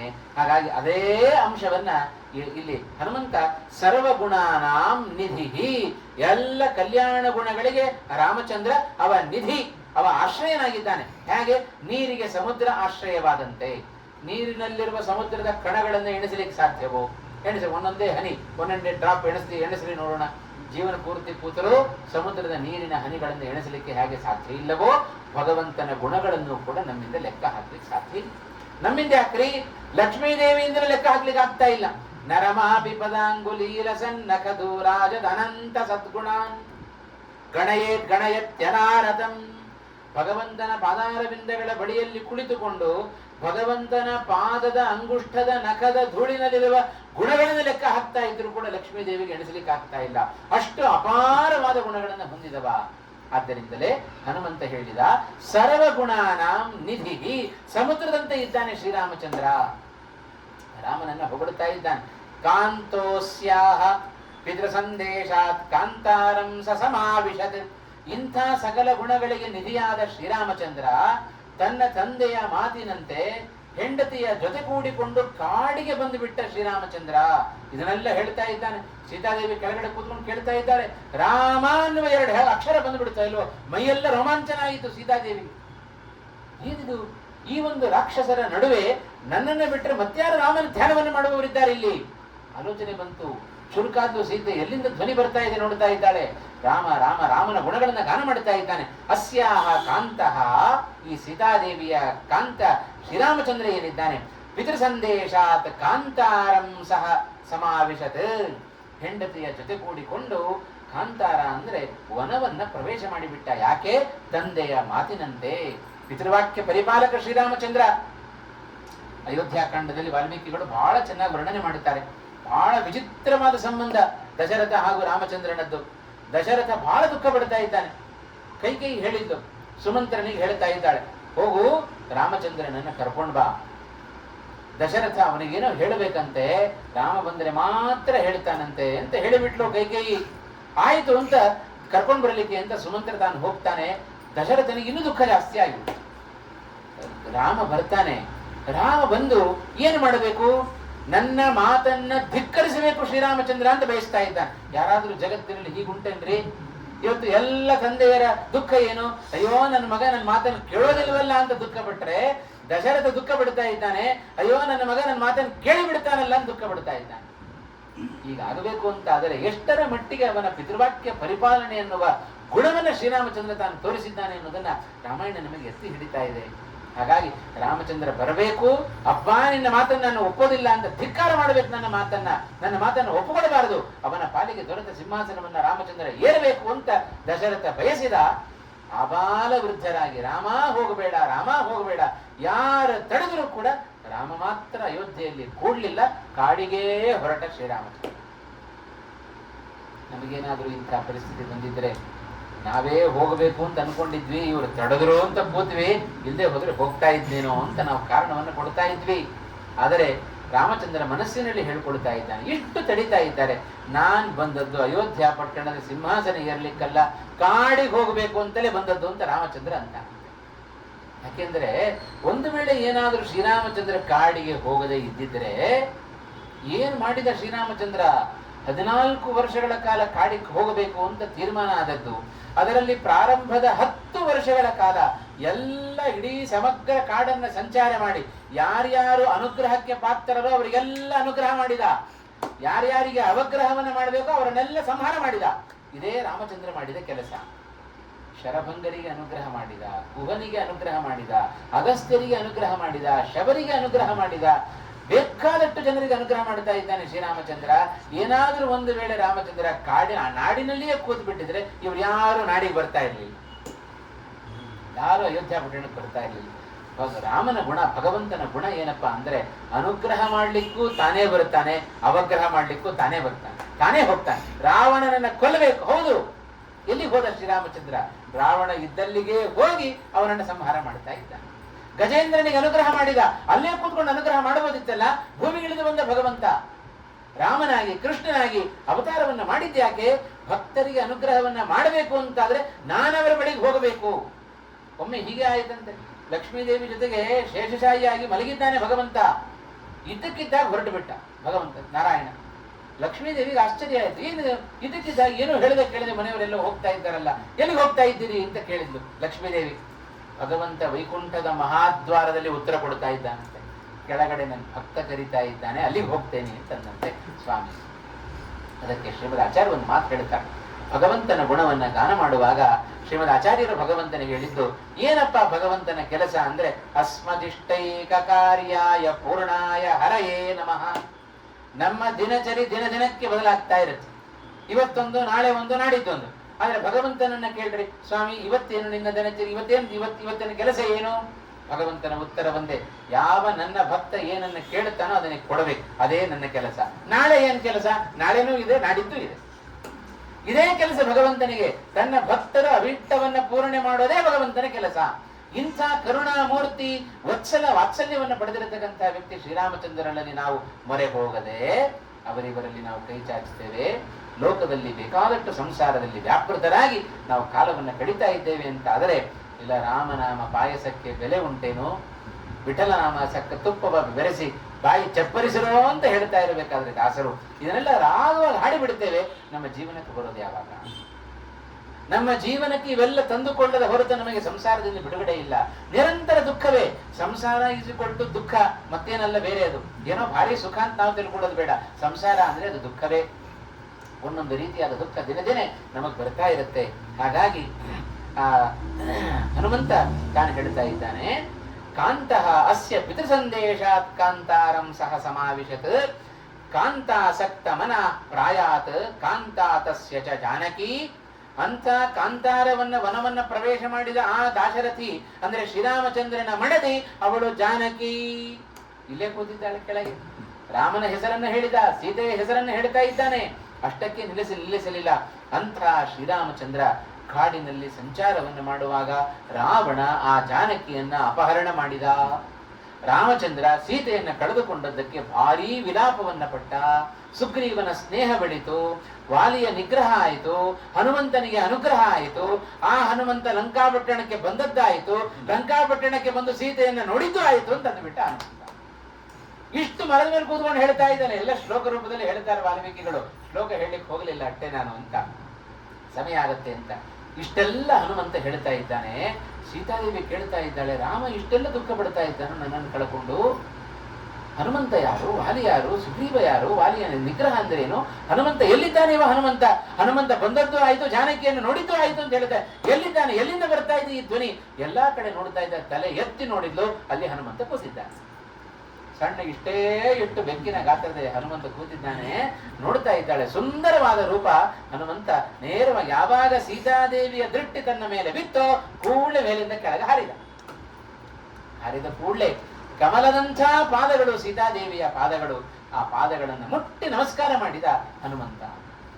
ಆ ಧ್ವನಿಯನ್ನ ಕೇಳಿದಾಗ ಯಾಕೆ ನೋಡ್ರಿ ಹನುಮಂತ ಕೂಡಲೇ ಬರಲಿಲ್ಲ, ಸೀತೆಯನ್ನ ನೋಡಿದ ಕೂಡಲೇ ಯಾಕೆ ಬರಲಿಲ್ಲ ಅಂದರೆ, ಇಷ್ಟು ರಾಮನ ಗುಣಗಳನ್ನ ಗಾನ ಮಾಡ್ತಾ ಇದ್ದಾನೆ, ಧ್ವನಿಯನ್ನ ಕೇಳ್ತಾ ಇದ್ದಾಳೆ ಸೀತಾದೇವಿ. ಆದ್ರೂ ಅವಳಿಗೆ ಸಂಶಯ ಬಂದ್ಬಿಡ್ತು. ಏನಿದೆ ಆಶ್ಚರ್ಯ, ಇದು ದೇವವಾಣಿಯೋ ಅಥವಾ ಏನಾದ್ರು ದೈತ್ಯರ ಮಾಯೆಯೋ ಅಥವಾ ಇಷ್ಟು ಜನ ರಾಕ್ಷಸರ ಮಧ್ಯದಲ್ಲಿ ರಾಮ ರಾಮ ರಾಮ ಅಂತ ಕೇಳ್ತಾ ಇದ್ದೇನಲ್ಲ, ಇದೇನು ಕನಸೋ ನನಸೋ ಅಂತ ಆಲೋಚನೆ ಮಾಡ್ತಾ ಇದ್ದಾಳೆ ಸೀತಾದೇವಿ. ಇಷ್ಟೆಲ್ಲ ಸಂಶಯ ಬಂತು ಪಾಪ. ಹಾಗಾಗಿ ಇದೇನಾದ್ರು ಕನಸೋ ಅಥವಾ ಎಚ್ಚರದಲ್ಲಿದ್ದಾಗ ನಡೆದ ಇದು ಸೊಗಸೋ ಎಂಬುದಾಗಿ ಆ ಶಂಕೆಯನ್ನು ನೋಡ್ತಾ ಇದ್ದಾಳೆ. ಕಣ್ಣೆತ್ತಿ ನೋಡಿದಳು. ಹನುಮಂತ ತಾನು ಕಂಡಿದ್ದಾನೆ. ಮರದಲ್ಲಿ ಮುದ್ದು ಮುಖದ ಆ ಹನುಮಂತನನ್ನ ಸೀತಾದೇವಿ ತಾನು ಕಾಣ್ತಾ ಇದ್ದಾಳೆ. ಅಷ್ಟರ ಒಳಗಿದೇನು ಎಚ್ಚರವೋ ಅಥವಾ ಮಾಯೆಯೋ ಅಂತ ಆಲೋಚನೆ ಮಾಡುವುದರ ಒಳಗೆ ಹನುಮಂತ ತಾನು ಬಂದು ಆ ಸೀತಾದೇವಿಯ ಪಾದಗಳಿಗೆ ನಮಸ್ಕಾರವನ್ನು ಮಾಡಿದ. ಆ ಹನುಮಂತನನ್ನ ನೋಡಿದ ಮೇಲೂ ಸೀತೆಗೆ ಸಂಶಯ ಹೋಗಲಿಲ್ಲ. ಇದೆಲ್ಲ ಸೀತೆಗೆ ಸಂಶಯ ಅಂತ ಹೇಳಿದ್ರೆ ನಾವೆಲ್ಲ ಅರ್ಥ ಮಾಡಿಕೊಳ್ಬೇಕು. ಪ್ರತಿಯೊಂದು ಹೆಜ್ಜೆ ಹೆಜ್ಜೆಗೂ ಕೂಡ ಅಸುರ ಜನ ಮೋಹನಾಯ, ಎಲ್ಲ ಅಸುರರಿಗೆ ಮೋಹವನ್ನ ಉಂಟು ಮಾಡಬೇಕು ಅಂತ ಹೀಗೆ ನಾಟಕ ಇವರದ್ದೆಲ್ಲವೂ ಕೂಡ. ಯಾರಿಗೂ ಭ್ರಮೆ ಇಲ್ಲ, ಎಲ್ಲ ಸರ್ವಜ್ಞರೇ ಆಗಿದ್ದಾರೆ. ಆದರೂ ಹೀಗೆ ಹನುಮಂತನನ್ನು ನೋಡಿದಾಗ ಯಾರಿಗಾದ್ರೂ ಭ್ರಮೆ ಬರೋದು ಸಹಜ ಅಲ್ಲೇನು? ಯಾಕಂದ್ರೆ ಇಷ್ಟು ಜನ ರಾಕ್ಷಸರು ಈ ಮಾಯೆಗೆ ಬಲಿಯಾಗಿ ನಾನು ಇಲ್ಲಿ ಬಂದದ್ದು ಸೀತೆಗೆ, ಹಾಗಾಗಿ ಭ್ರಮೆ ಬಂದ್ರೆ ಆಶ್ಚರ್ಯ ಅಲ್ಲ. ಆ ಮಾಯಾ ಜಿಂಕೆಗೆ ಬಲಿಯಾಗಿ ತಾನೇ ಬಂದದ್ದು. ಆ ಜಿಂಕೆಯನ್ನು ಅಪೇಕ್ಷೆ ಪಟ್ಟು ರಾವಣನ ಬಲೆಗೆ ಸಿಕ್ಕಾಕೊಂಡು, ಹಾಗಾಗಿ ರಾಕ್ಷಸರೇ ಈ ವೇಷವನ್ನ ತೊಟ್ಟು ಬಂದಿದ್ದಾರೋ ಏನು, ನನ್ನನ್ನು ಮೋಸ ಮಾಡಬೇಕು ಅಂತ ಹೇಳಿ ಹನುಮಂತನು ನೋಡಿ ಸಂಶಯ ಪಡ್ತಾ ಇದ್ದಾಳೆ. ನೀನು ರಾಮದೂತ ಅಂತ ಹೇಳಿಕೊಡ್ತಾ ಇದ್ದಿ, ಹಾಗಾದ್ರೆ ನೀನು ರಾಮನ ದೂತ ಅಂತ ಆಗಬೇಕಾದ್ರೆ ರಾಮನ ಬಗ್ಗೆ ಏನಾದ್ರೂ ಒಂದು ಮಾತನ್ನು ಹೇಳು ಅಂತ ಹೇಳಿ ಕೇಳಬೇಕೇನು? ಹನುಮಂತನಿಗೆ ಇಂಥ ಅವಕಾಶ ಕೊಟ್ಟು ಬಿಟ್ರೆ ಕೇಳಬೇಕೇನು? ಇಷ್ಟೊತ್ತ ಪಟ್ಟಿ ಕೊಟ್ಟು ಬಿಡ್ತಾನೆ ರಾಮನ ಬಗ್ಗೆ. ಒಂದು ಮಾತನ್ನ ಹೇಳುತ್ತೇನೆ, ಬೇಕಾದಷ್ಟು ಶ್ಲೋಕಗಳನ್ನ ವಾಲ್ಮೀಕಿಗಳು ಉಲ್ಲೇಖ ಮಾಡ್ತಾ ಇದ್ದಾರೆ, ಸಂಗ್ರಹ ರಾಮಾಯಣದಲ್ಲಿ ನಾರಾಯಣ ಪಂಡಿತಾಚಾರ್ಯರು ಉಲ್ಲೇಖ ಮಾಡ್ತಾ ಇದ್ದಾರೆ.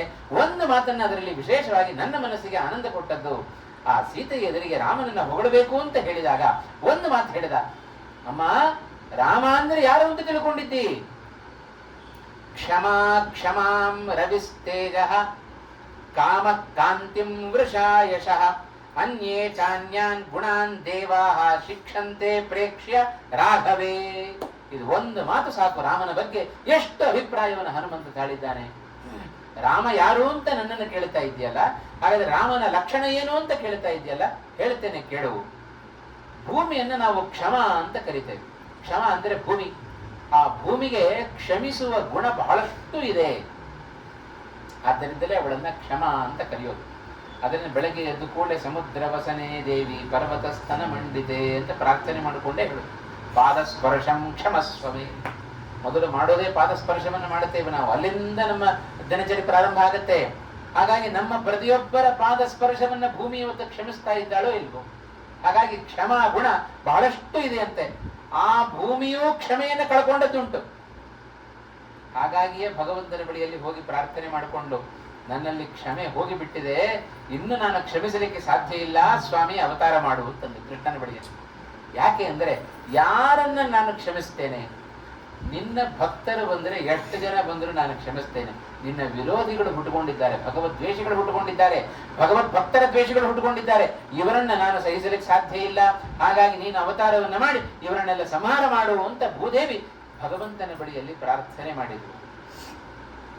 ಆ ಪ್ರಾರ್ಥನೆಯಿಂದ ಭಾಗವತ ಉಲ್ಲೇಖ ಮಾಡಿತು. ನಾವು ಅರ್ಥ ಮಾಡಿಕೊಳ್ಬೇಕು, ನಾವು ಭೂಮಿ ಮೇಲೆ ಬದುಕಲಿಕ್ಕೆ ಯಾವಾಗ ಅರ್ಹರಾಗ್ತೇವೆ ಎಂದರೆ ಭಗವದ್ ಭಕ್ತರಾದರೆ ಮಾತ್ರ ಅರ್ಹ. ಇದಾದ್ರೆ ನಾವೇ ಬೈಯೋದುಂಟು ನೋಡು, ಯಾಕೆ ಸುಮ್ಮನೆ ಇದ್ದಿ ಭೂಮಿಗೆ ಭಾರ ಅನ್ನಕ್ಕೆ ದಂಡ ಅಂತ ಅಲ್ವಾ. ಯಾಕೆ ನಾವು ಭೂಮಿಗೆ ಭಾರ ಆಗೋದು ಯಾವಾಗ? ನಿಷ್ಪ್ರಯೋಜಕ ಅಂತ ಆದ್ರೆ ನಾವು ಭೂಮಿಗೆ ಭಾರ ಆಗಿಬಿಡುತ್ತೆ. ಭೂಮಿ ನಮ್ಮ ಭಾರವನ್ನು ಸಹಿಸೋದಿಲ್ಲ. ಅಂಥ ಕ್ಷಮ ಭೂಮಿ ತಾನು ಕ್ಷಮಾಗುಣವನ್ನ ಕಲಿತದ್ದು. ರವಿಹಿ ತೇಜ, ಸೂರ್ಯನಲ್ಲಿ ನಾವೇನು ತೇಜಸ್ಸನ್ನ ಕಾಣ್ತಾ ಇದ್ದೇವೆ, ಕಾಮನಲ್ಲಿ ಕಾಂತಿಯನ್ನು ಕಾಣ್ತಾ ಇದ್ದೇವೆ, ಇಂದ್ರನಲ್ಲಿ ಯಶಸ್ಸನ್ನು ಕಾಣ್ತಾ ಇದ್ದೇವೆ. ಎಲ್ಲ ದೇವತೆಗಳು ಕೂಡ ತಾವು ತಮ್ಮ ಗುಣವನ್ನ ಕಲಿತುಕೊಂಡದ್ದು ಇದೇ ಶ್ರೀರಾಮಚಂದ್ರನಿಂದ ಅಂತಂದುಬಿಟ್ಟ ಹನುಮಂತ. ಹಾಗಾಗಿ ಎಲ್ಲ ದೇವತೆಗಳು ಕೂಡ ತಮ್ಮ ತಮ್ಮಲ್ಲಿ ಏನೇನು ಗುಣಗಳಿದ್ದಾವೆ ಆ ಎಲ್ಲ ಗುಣಗಳನ್ನ ಶ್ರೀರಾಮಚಂದ್ರನಿಂದ ತಾವು ತೆಗೆದುಕೊಂಡಿದ್ದಾರೆ. ಹಾಗಾಗಿ ಸಕಲ ಗುಣಗಳ ನಿಧಿ ಅವ ಶ್ರೀರಾಮಚಂದ್ರ. ಇದಕ್ಕಿಂತ ಬೇಕೇನು ರಾಮನ ವರ್ಣನೆ? ಇಂಥ ಸಕಲ ಗುಣಗಣಿಯಾದ ಶ್ರೀರಾಮಚಂದ್ರ ಅವನಿನ್ನ ಪತಿ ಅಂತಂದುಬಿಟ್ಟ ಹನುಮಂತ.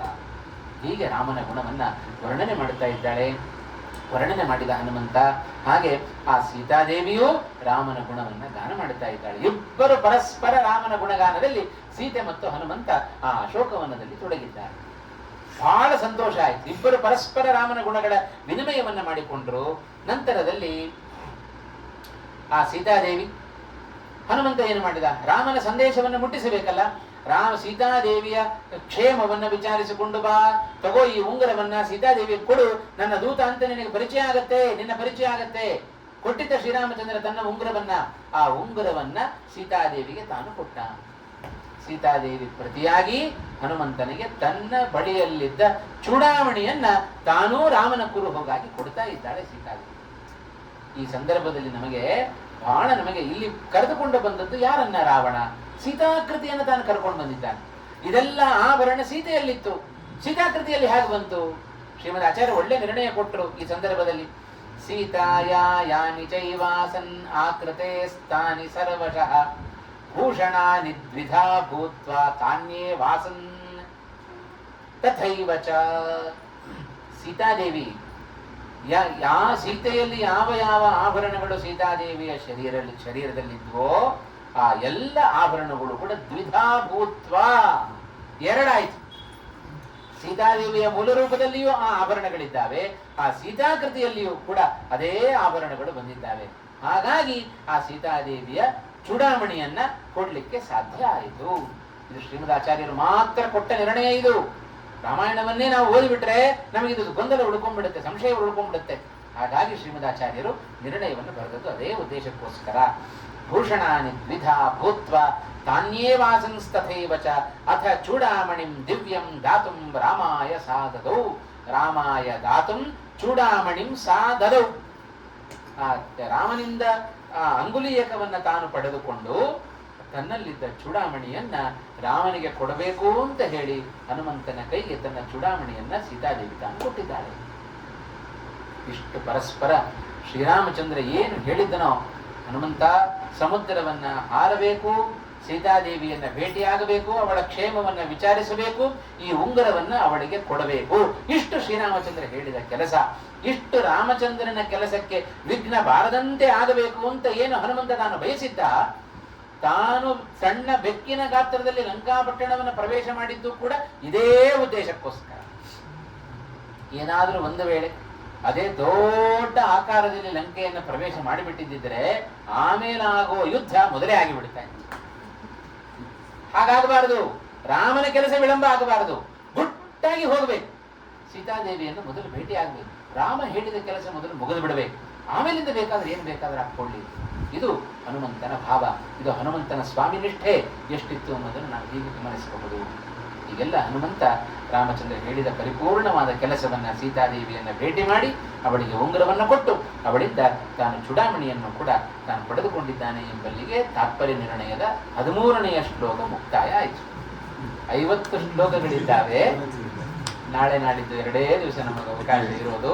ಆ 2 ದಿವಸಗಳಲ್ಲಿ ಎಷ್ಟು ಸಾಧ್ಯವೋ ಅಷ್ಟು ಅಂಶವನ್ನು ನೋಡೋಣ ಅಂತ ಹೇಳ್ತಾ ಇವತ್ತಿನ ಪ್ರವಚನವನ್ನು ಮುಕ್ತಾಯ ಮಾಡ್ತಾ ಇದ್ದೇನೆ. ಶ್ರೀಕೃಷ್ಣಾರ್ಪಣಮಸ್ತು.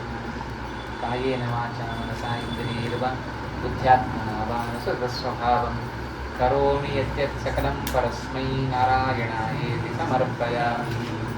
ಶ್ರೀಕೃಷ್ಣಾರ್ಪಣಮಸ್ತು.